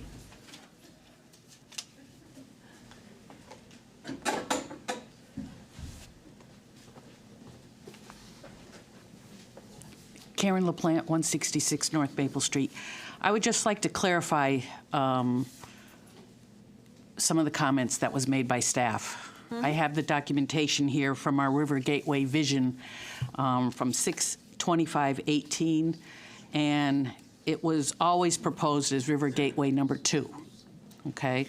And at that time, the definition of River Gateway number 2 was the purpose of River Gateway 2 is to provide a walkable residential neighborhood with a diversity of housing choice. Development within this zone will be consistent with historic patterns of development. So again, through conversations with the people who own the properties on the street, it was changed. The next map that was created is dated 6/29/18, and it's River Gateway 1. And that was on 6/29/18. And unfortunately, the only updated documentation I have is dated 11/7/2018. And River Gateway 1 is defined as the purpose of River Gateway 1 is to provide walkable residential neighborhoods consistent with historic patterns of development and encourage the development of public amenities along the Connecticut River. So basically, the only thing that changed was the public amenities, because the purpose of River Gateway 1 originally was, the purpose of River Gateway 1 is to preserve municipal, open space, riverfront, and natural resource lands for public use. That was what River Gateway 1 was originally set up for. That's all gone. Nobody believes there's a Connecticut River Conservation Zone anymore. Look in your regulations. It's there. Nobody wants to enforce it. Thank you. And that is a natural diversity database area that should be looked at and Thank you. inspected. Okay, anybody else?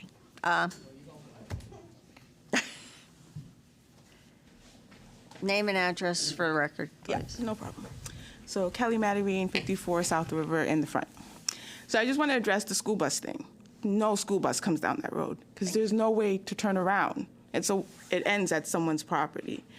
And like I just think you're going to make a road with one way in and one way out and 2 lanes and put 500 people on it?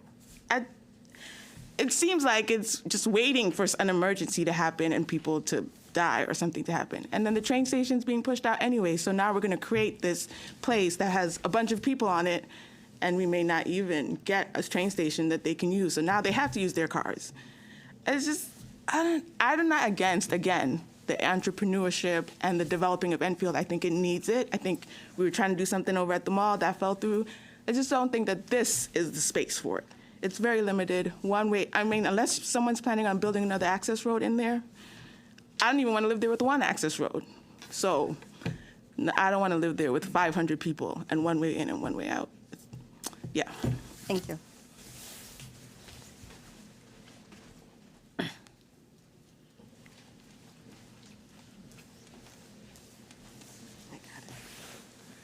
Monique Levesque, 26 South River Street. I, too, would like to bring it back to the safety issue. There was one concern that I did forget to mention earlier as far as safety. On June 21st, just this summer, we had a tree come down blocking the entrance to South River Street, not the Isnuntuck entrance, but the other one, for 4.5 hours. It took them to clear that. If that happens again, where some sort of disaster causes that underpass to close while the other one is now closed or will be, all the current residents, in addition to the residents with the proposed 460 or 500 new units, will once again be impacted and inconvenienced and once again trapped on South River Street. That's all. Thank you. Sir?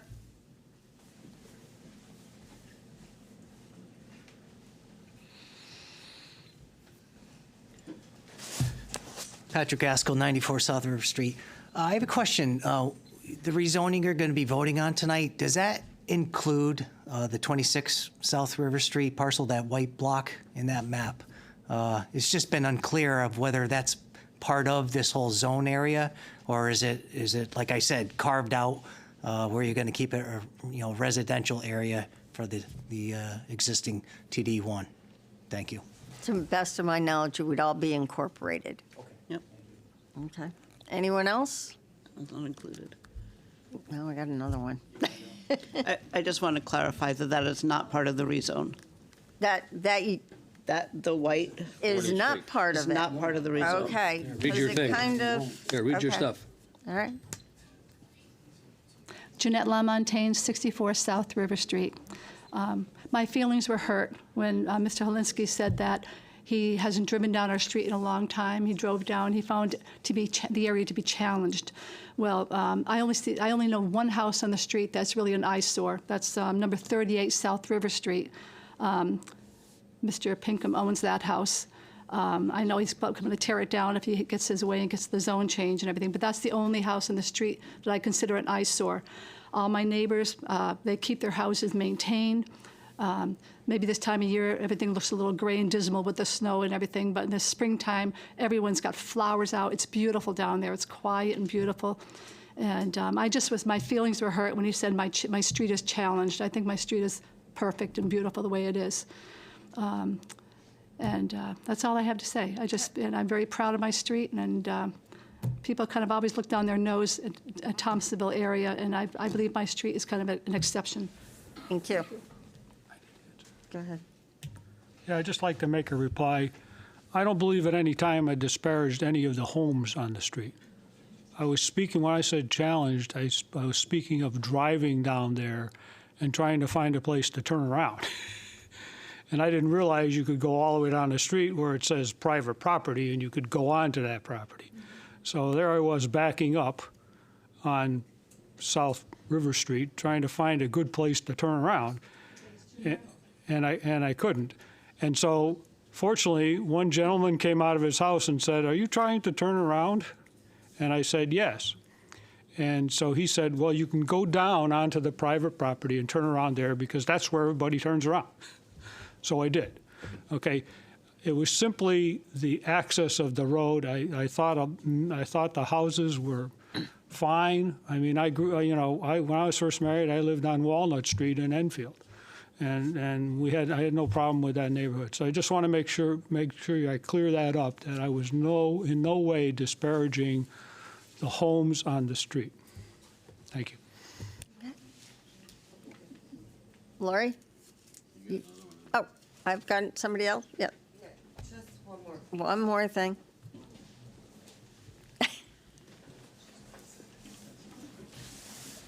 Monique Levesque, 26 South River Street.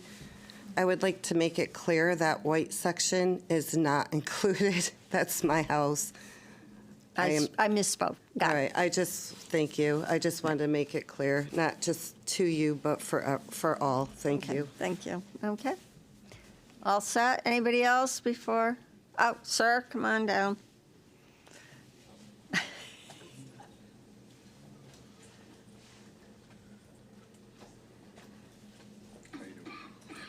Name and address for the record, sir. Can you hear me? Yep.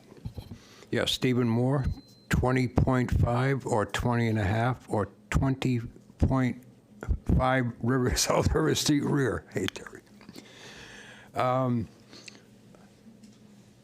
Utmost respect for everybody's feelings here tonight, and it's a hard thing. And for those that don't want any change, God bless them, that's great.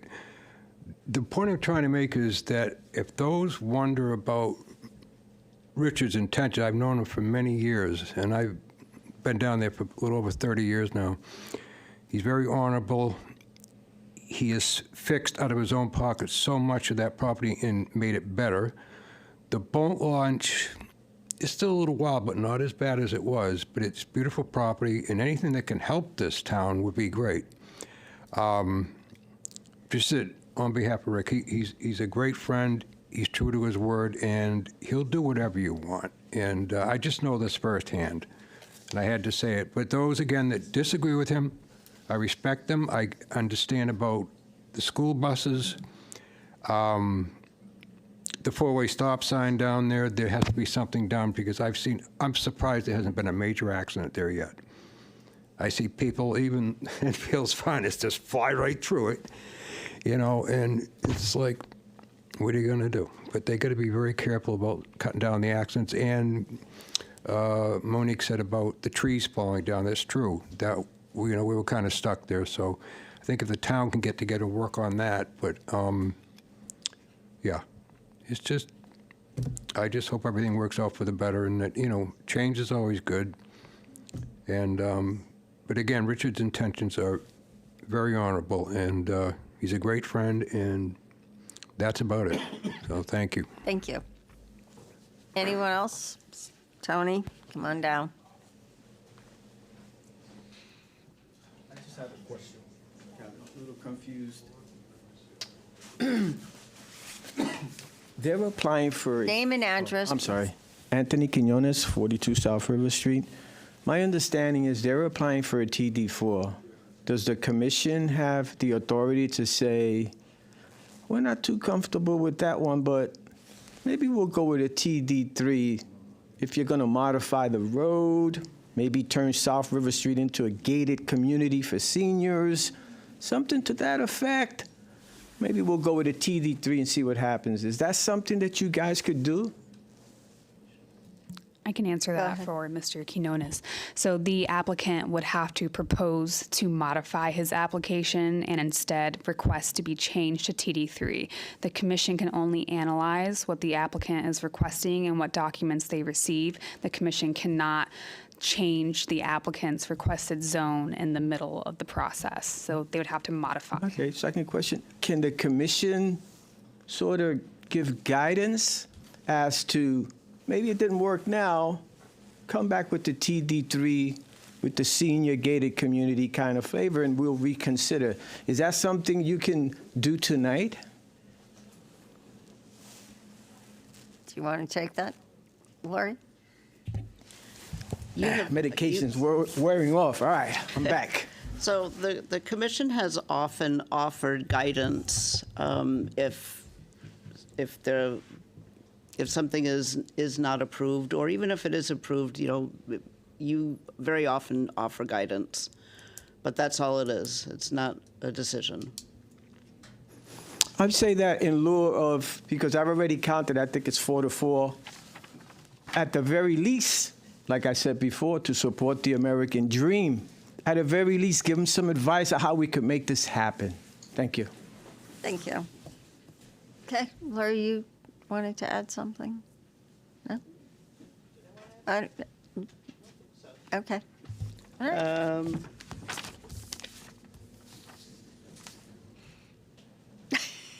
You can sit I down, do get to go last, right? maybe, Okay. if you're nice. Well, I don't know. I would be short and really, and appreciate everybody's time and patience. So, Do you want to go last? okay, Go. thank you. Well, normally because it's our application. So the only thing I really had wanted to say is a couple of things. One is that obviously we did the TD4 for two reasons. One is it's the abutting zone to this, so an extension of it is logical, but we were understanding legally that when you do a zone change, that it's you can do whatever is allowed in the zone once the change happens, but this is actually a really restrictive zone in the sense that the only thing you really can do here is only with a special use permit, which means you have to satisfy things like health, safety, value, neighborhood values, all of that stuff. So although it allows us more than just multifamily housing, as a practical matter, we'd have to convince the commission under a special use permit that, that's what needs to be done. Now, we're pretty direct and straightforward. Our vision is multifamily housing. We're not interested in a marina or a hotel or those kind of things. And it's not really in a location that would even be good for small business kind of operations or whatever. But regardless, all of that is going to be subject to a heightened scrutiny from you guys that comes with special use permit. So concerns about, can a fire truck turn down here, or is the road wide enough? All of that has to be addressed as part of our special use process. And we're prepared to do that. As staff mentioned, we've done ARTs. We think there's probably some work that's going to have to be done with the road in front of our property. We're prepared to do that if necessary, and if it turns out that's the case. We have great engineers who can probably really define where the town's road is versus where the right-of-way for Amtrak is. So all of that stuff will work. We just would like the opportunity. Again, I'm particularly happy that my client has been very straightforward in this process. He's been really open with his neighbors well before this meeting in terms of meeting with them. And he knew, I think, from the outset that would be people that are concerned about it. And sometimes change can be difficult. But I think this is a great opportunity, not only for him, but for the community, the neighborhood, and the town. So we appreciate your attention and your consideration, and we thank you. We really do. Anything to add? I'm good. Georgie, anything? No? I'll make a motion to close the public hearing. Do I have a second to close the public hearing? Second. Okay, roll call, please. This is just to Discussion? close. Discussion. Oh, Discussion, please? just to close the public hearing. That's all this is for. Yeah. Okay, discussion? Yeah, some of the questions, I think, by you, Madam Chair, to the staff. Do we need to keep this open to get some answers from the town attorney's office or the town manager's office relative to right-of-ways and town property and any of that stuff? Do we need any of that? Because I know you posed that question. Right, because if we, Because we talked about the corner that was done over, and it's widened. So I'm thinking that that's probably how wide you can go, because they were able to go there. The line must continue down the road to the south, or some way to match that corner. Right. So I think that if we got answers to that, we may be able to satisfy some of the questions that were raised, especially for the chair. Well, as was discussed, the applicant pretty much assumes they're going to have to do themselves some modification to the roadway. I don't know if we're going to get a quick answer from anybody, it really would be a Public Works question. But we have to keep this It was open. already discussed at ARTs, so they are fully aware of what the ramifications are and the parameters. But we don't know exactly how wide the road can be. When they come back for site development, you'll get the Well, answers for that. and I did say that. I said, well, we're going to have a bigger bite at the apple. That's the Yeah. phrase I used. So- But if people But, need to I be mean- satisfied from the town attorney or the town manager's office, I mean, we don't have to close this public hearing tonight. The I don't know. Are you going to follow up on those questions from the chair, I guess? I don't know. I guess I'm, to you, through the chair, to you, are you going to follow up on those?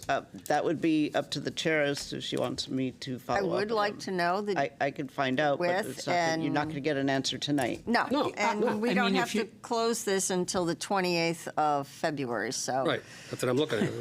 If you're curious, we would have our PEs figure it out. I mean, if that's an important, and I take it is, I we're think happy it to is. hold it open just to submit that detail. Yeah, and if there's any other people in the public that would like to come speak at the next meeting. that's fine. That's fine. But I think there's a picture in people's mind here that's not clear, and it needs to be clear. I would assume that regardless of the zone, any development on that road would have to have some sort of road improvement. I agree. They have to come back to us. I agree, And but I don't know if I hate to see this get closed and get voted down. If there's any question or anything on the table that needs to be answered. I don't want to see this get voted down without everybody's questions answered relative to you do- right-of-ways. I think before redevelopment, there was more traffic on South River Street than there is now. Before, when the old bridge was there, when they knocked down the bridge, there was a lot less traffic. But Sure. don't forget, over 200 buildings got torn down during redevelopment. There was more traffic on Snutic Street, South River Street, Main Street, North Main, Pearl, then in the 60s and 70s than there is now.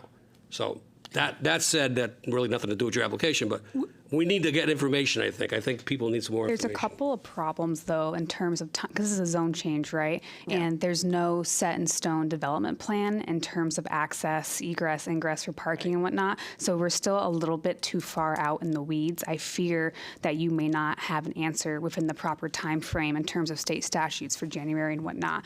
But this definitely will be discussed again at a third ART when they have formal development plans put in place with proper unit amounts, traffic count, and expectations in terms of landscaping and grading. And just like what the director of planning said, road improvements are expected. We understand that. But if this goes through, this zone change goes through, the ability to have multiple things be able to happen there is something I think we need to consider going into doing a zone change, especially on a street that is a dead end, will only have one access in and out of. I think that's important. And yes, we're saying, oh, well, yeah, they'll do it, but we don't know what they want, and there's multiple things that could go there. So I think just finding out the width, I don't think that would be a hard thing for Public Works to do. They got the little wheelie thing. They can send somebody over there and, well, I don't know what it's called. John, what's that wheelie thing called? Not sure if I- It's a tape measure, yes. If I may add, you remember when we approved the North River Street development, I said that there's always been questions about property lines and widths and deeds. Some people's deeds ran out to the railroad. I don't know if that's the case on South River, but it was on North River. So we need to get a clear picture of how wide that road's going to be, because I think that's the biggest contention here. One of the biggest, and that's relative to safety. And again, the Enfield Police Safety Traffic Department is not going to stamp this thing okay if it's not, or the fire department, or the public works. Nobody in staff or public safety is going to put their stamp of approval on this thing and bring it to us unless it does meet their criteria. So we got to be careful. That is very correct, Commissioner Olaimo. The problem with this road itself is, like, you can look at it and it depends on where you measure it. I think that in some places it's 20 feet, some places it's probably 25, and maybe 30. It really varies, and I don't know if we have the actual east side of the right-of-way, which is the Amtrak property, where that actually lies, and they don't often give this information out freely. Well, if you look where the fire hydrant is, how far off the road is that? So that's public road right there. Yeah. That's on the east side of South River Street. Yeah. So they have to have, in order to put a water main down the road, you need a pretty large right of way. Right. So I think that road's a lot wider than people think it is to the east. Never mind to the west. Okay, That and would be that's required for very them to correct. possible. But you got a water main going down that side of the road. Yeah. That's a right of way. Regardless of this zone or any zone, any development on that road will require, just like in any other road, will require full surveys, full vetting, traffic analysis, drainage analysis, make sure the sewer is going to be working. I mean, that's part of the development process. The question is this the right zone or not? Okay. So we're leaving it open? So, just a reminder, there's a motion on the table to close the public hearing, so that's where we're at. I don't believe we had a second. Madam Chair, You did. Yes. I will withdraw my second to the motion. Okay. Okay. Who did the first? Who made the motion? Oh, yes, I did made write the that motion. down. The motion's still on the table. I don't think that's necessary for this point. I mean, if they tell us it's 20 feet next week, there's still the point. This is a zone change application. They're still going to have to submit a site plan, and that site plan with the special permit is going to cover in excruciating detail all the access and health and fire and safety. This is a zone change. I absolutely agree. It's a reasonable concern. I too am concerned with the single means of exit off this street and the development happening. But what we need is a traffic study. What we need is fire and police telling us, hey, this is what the movement patterns for the fire apparatus look like. This is what the police thinks the traffic patterns look like. This is what they think from a safety perspective. Staff will tell us once they get the full surveyed plans. We'll be able to see the right of way. We're not going to see that right now. We're not going to see that. And if we get the right of way, whether it's 20 feet, 25 feet, it doesn't make a difference to the zone change, because they're still going to have to come back to us with a full site plan, special permit, and they'll have to prove safety, health, well-being, everything there. So, Is there a second to this motion? Second to the motion? Public hearing? To close the To close public the public hearing. hearing. If we close the public hearing, there's no more information. But if we say no, then. Then it's over. The public hearing stays If open. we don't, right, the public hearing stays open I'll another week. second it. Okay, Mr. Secretary, roll call. We got a second. Yes, Linda DeGray, No. Frank Alaimo, No. Ken Helinski, No.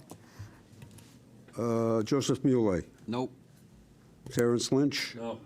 and John Petronella is no or Okay, against. so public hearing will stay open. Oh, I'm sorry, Christian D'Antonio. I'm sorry. I vote for to close the public hearing.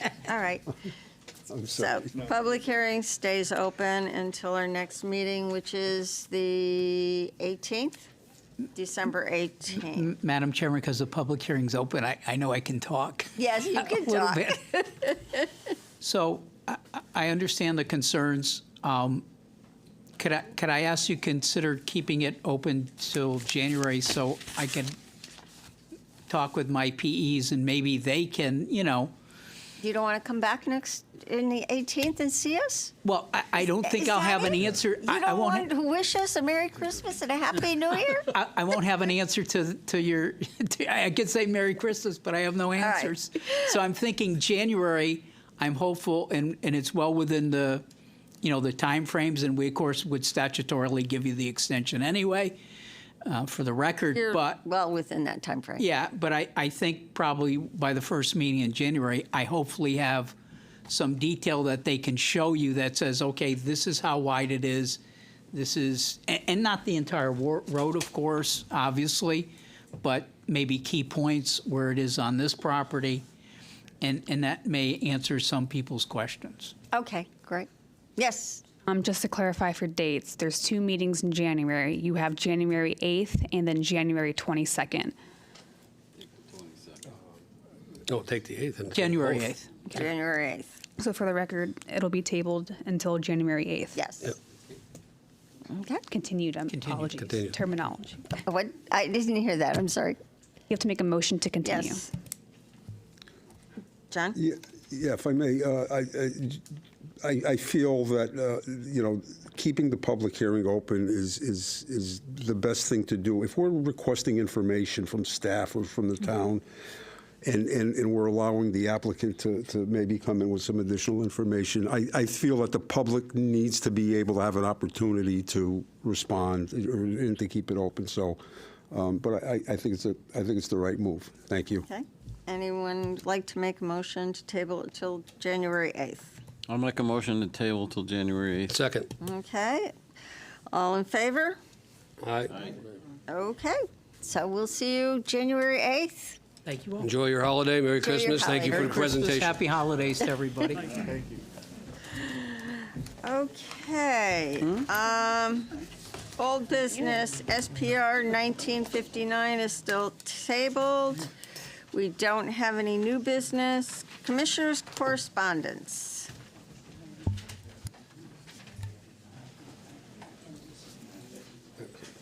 Oh, go. I was looking this way because I was waiting Well, you're for mad at Chris. me. You're mad at me, I'm so. not mad at you. You yelled at Frank. me. You're out of line, out of order, but I just wanted to, that's part of my correspondence. You I do didn't, know I that. didn't appreciate that. I'm sorry. Please exit the chambers. The meeting is still being But I conducted. do have public communications. Yes. It's kind of loud out there. Excuse me, we're still meeting? Yes, go ahead. I'd like to congratulate Commissioner D'Antonio on being nominated or appointed to a regular member of the commission. He brings a different perspective, different than me, and I'm learning from him too. Yeah. And I look forward to working with him. Congratulations, and I read your application, and you've done a lot of work. Well deserved. Appreciate that. Thank you, Frank. You're welcome. And I look forward to working with everybody Yeah, next year. it's always fun. And anything from? Anything from me? Yeah, 'cause Only because you ask. There was actually last night our friend Don did a regional housing presentation yesterday for the RPC. I think everybody was invited for the Regional Planning Commission. We've worked with Don closely. He's talked about demographics and demographics, housing supply, things like that. So he was talking about that from a regional level. For what it's worth, interesting. Enfield he showed a lot of like the top and bottom fives of various categories. Enfield wasn't in any of those. Okay. So we're somewhere in the middle, for better or worse. But interesting. One of the things I'll just note. There's a lot covered, but one of the things I'll note in terms of trends he mentioned, which again he's mentioned to us before, but is shrinking household sizes, and kind of the notion to keep in mind is that housing supply is affected by household sizes. So household sizes are decreasing. Folks are marrying later, having kids later. So that means household sizes are smaller. but that means that the demand for smaller housing is higher, right? For 1 bedrooms, 2 bedrooms, apartments, and so he emphasized kind of the market correction, maybe we'll say, or market adaptation. So we see it feels like, oh, there's a lot of people wanting to build apartments, and there's like very real reason for that. It's because the average household size is like under 2 people now, yeah. So that's today we see a potential apartment building, and that's why is because the market demands it. People want small housing units, and rentals too. I just have 2 things. Congratulating Ken and Christian to be promoted over to a full member, which is kind of exciting, even though you and I don't always agree, and you know that. But I appreciate you as. That's why I like them. We learn from right. them. We learn because we don't know what the younger generation right. wants. So I'm excited about that. Secondly, I have a question, and yes, it's an easy question. Relax. I was going to say, should we be seeing any new work on our regulations? But after the passing of HB 8002, I'm thinking that's going to be pushed back a while. I mean, you've had communication with Don, so I feel that we should continue working on the zoning regulations as much as we possibly can. I think that we, staff started going through the housing section, and we're like, we really need to speak with Don, and we really need to find out what happens with the housing bill. Yeah. So that is a section that's definitely going to have to be modified. But there is so many other sections that we still need to work on. Right. Okay. So, We're pretty far. yeah, we are. I mean, from staff, we've got a lot of proposals for you, and we'll try to get that to you sooner than later. We've been trying to meet between 3 to 6 hours a week to keep doing review in the background. So it might seem quiet at the forefront, but there is a lot of work in the background of staff right now. I just was wondering if We're waiting for CROG summaries and small town summaries to come out. Yeah. There's been a couple that have come out, but we're waiting for the big documents to really issue so we can do a thorough analysis. So have you reached out to CROG and said, hey, we can help? Usually they kind of Give reach us out money. to us. Usually they're pretty fast. So especially now since the COGs are specifically called out within this bill, they have a huge responsibility now put on their shoulders. So I know that they're also working really diligently and trying to get a summary prepared for the towns that they serve. But as of now, it's not out just yet. Okay. All right. So, CROG is basically summarizing for us what they're going to do. All right. Because a lot of the towns are going to go with the COG's recommendation. Okay. Well, just remind them that, we're really good. Give us money. Just, make sure the state gives us money. That's all. Okay. Other than that, next is Director of Planning report. All right, thank you. So my first thing is, I don't recall if all of you were here when I guess it was PA 23-142, Public Act 23-142 came out, and it basically said, no zoning regulation shall treat any family child daycare home or group child care home located in residence and licensed by the Office of Early Childhood pursuant to Chapter 368A in a manner different from a single or multifamily dwelling. And this includes the removal and we also have to remove any reference to character in our zoning regulations. What we've been doing is rather than modifying our regulations, we've been just telling the state that we are OPM, that we are at compliance with their proposed, with their directive, but we haven't actually changed it in our regulations, but we're following the Public Act, which basically is kind of what normally you do, and then you get to changing it when you get to it. We've basically said that we're going to change it for the last 3 years, and they said, well, when are you going to do this? So what I would like to propose is that staff propose an application from the town to modify the regulations to eliminate the reference to character and just to clarify the daycare centers and the fact that we would not, basically just be taking them out. We just call them residential development. And that way they'll be happy and we could just be done with it. So if that's okay with the commission, we will propose a text amendment so we could put this to bed. Okay. All in favor of doing that? Cool. There's your Thank you. consensus. Okay. Okay. We really don't have much else going on in Administrative approval? So we've got, I have that next. Yeah. So that's, we have received, this is also basically the receipt of an application, so I'll just do all of it at once.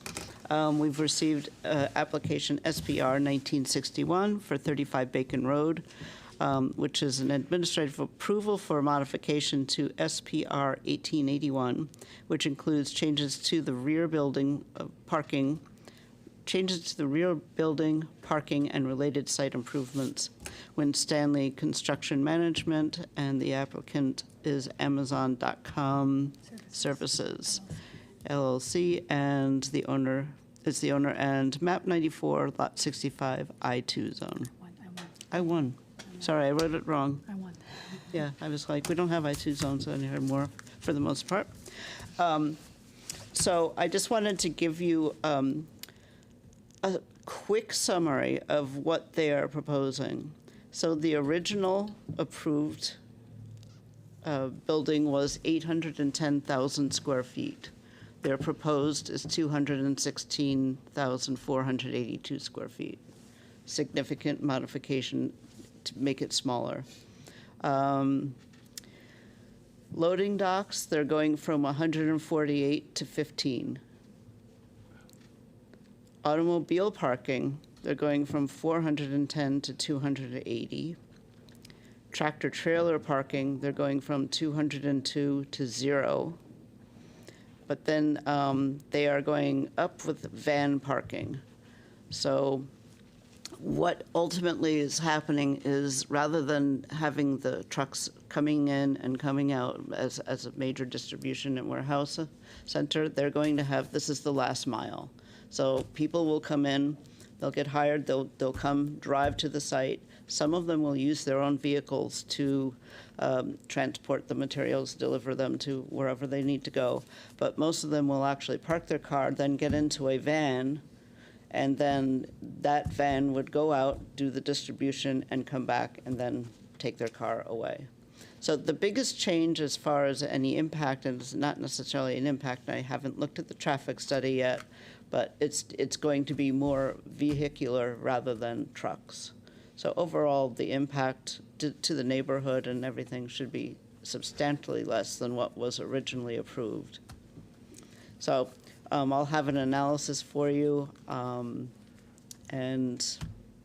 I don't know if you want, I could ask the applicant if they'd like to come in and just give a quick overview, or if you just think the analysis would be okay. And I'll give you the maps, of course, so. Sure. Yeah, a question for staff through the chair. Can that be done through a admin approval if it's such a significant decrease of what the initial application is, or Yes, we believe it should it come can be, before yeah. us? Because you approved Because- the max. So we approved the maximum, and this is like basically a quarter of it. Yeah. So it's just making it a lot smaller. But we wanted to do it, I mean, normally we would just do like a zoning permit, but the traffic was changing, so we wanted to be able to have that analysis. All right, thank you. So do we want the applicant to come in, or can we just have staff? It is a reduction in size and some changes, but I think staff could handle. I think so too, unless a traffic, they're going to have a revised traffic study? We already have it. You have it. So I okay. just haven't had a chance to look at it Yeah, so in if it's, detail. if it's really significant, or if it's something that we need to get involved with. And, I this is also going out as referrals to all the different departments so they can Yeah. comment on, Yeah, on it as well. I'm okay with staff. I'm okay with staff. Everyone? Just one question. Did you say Win Stanley's still owner, applicant, He's the developer. developer? Amazon.com services. Amazon? Is the new owner. Okay. They purchased the site, I don't know, 6 months ago. Okay, just wanted to be clear on that. Thank you. Yes, Walter. So, there's a change of use too, is it so? It's less intense. It was going to be a full warehouse distribution center. Now it's going to be the last mile distribution. So it's a lot less trucks. Okay, but you said it's gonna be vans, so where will the vans be filled? Will they be filled there? or They'll be filled there. So it's still warehouse and distribution. Yeah, but Some it's truck, just- the trucks will just bring stuff to fill the vans, is what? Essentially, they're going to bring the product into the site, into the building, and then whatever the delivery requires, they'll pick it up at that site. So instead of having like the huge one over in Windsor Yeah, Locks, that's they'll what- take, They'll Yeah. take, they'll take Enfield, stuff from the right. huge one, bring it here just to fill the vans. yeah. So it's Gotcha. a satellite. Exactly. Okay. Yeah. So like it said, so loading docks, 148 was the originally proposed, they're only going to have 15. So that's like 15 semis. Yeah, that's. So A lot at a less certain time in employees. the morning, about Lot less intense. 8:30, you're gonna see about 40 vans pulling out at once. So actually, that's not necessarily true. So they have it staggered. So They're rotating. I was looking at that. So we'll tell the story. I just That's wanted- part of their traffic study about how that flow pattern works. right.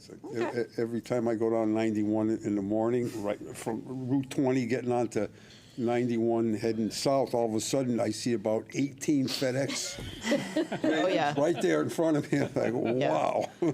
So it truly will be a much less intensive operation than what was originally approved. Sounds like a lot less employees And then I just inside want the to, building. It's all automated, probably. and I just want to Total automation. shout out for the wetlands commissioners watching. 'Cause I know they watch the upland review impact is also decreasing. The wetland disturbance will remain the same, but the upland is decreasing. Right. All right. So Yeah, it's a from win-win. 275,000 to 268,000 square feet. Yeah. All right. So Any other administrative approvals? I don't think there's any. What? No, no. I told them we're just receiving it. So we're receiving that this evening, and I will give a report on it at the next meeting. Okay, because you did call me about administrative approval, and this was it? No, No. that's one that we haven't gotten an application for yet. Oh, okay, then never mind. Never mind. Okay, opportunities, unresolved issues? None. None. No executive session. Walter, you're on. Motion to adjourn, please. Second. All right, so we are out of, yes. 9:28 p.m. Okay. Like, whoa, wait a minute. All right, All in favor, stand up. that's it. That's a good one.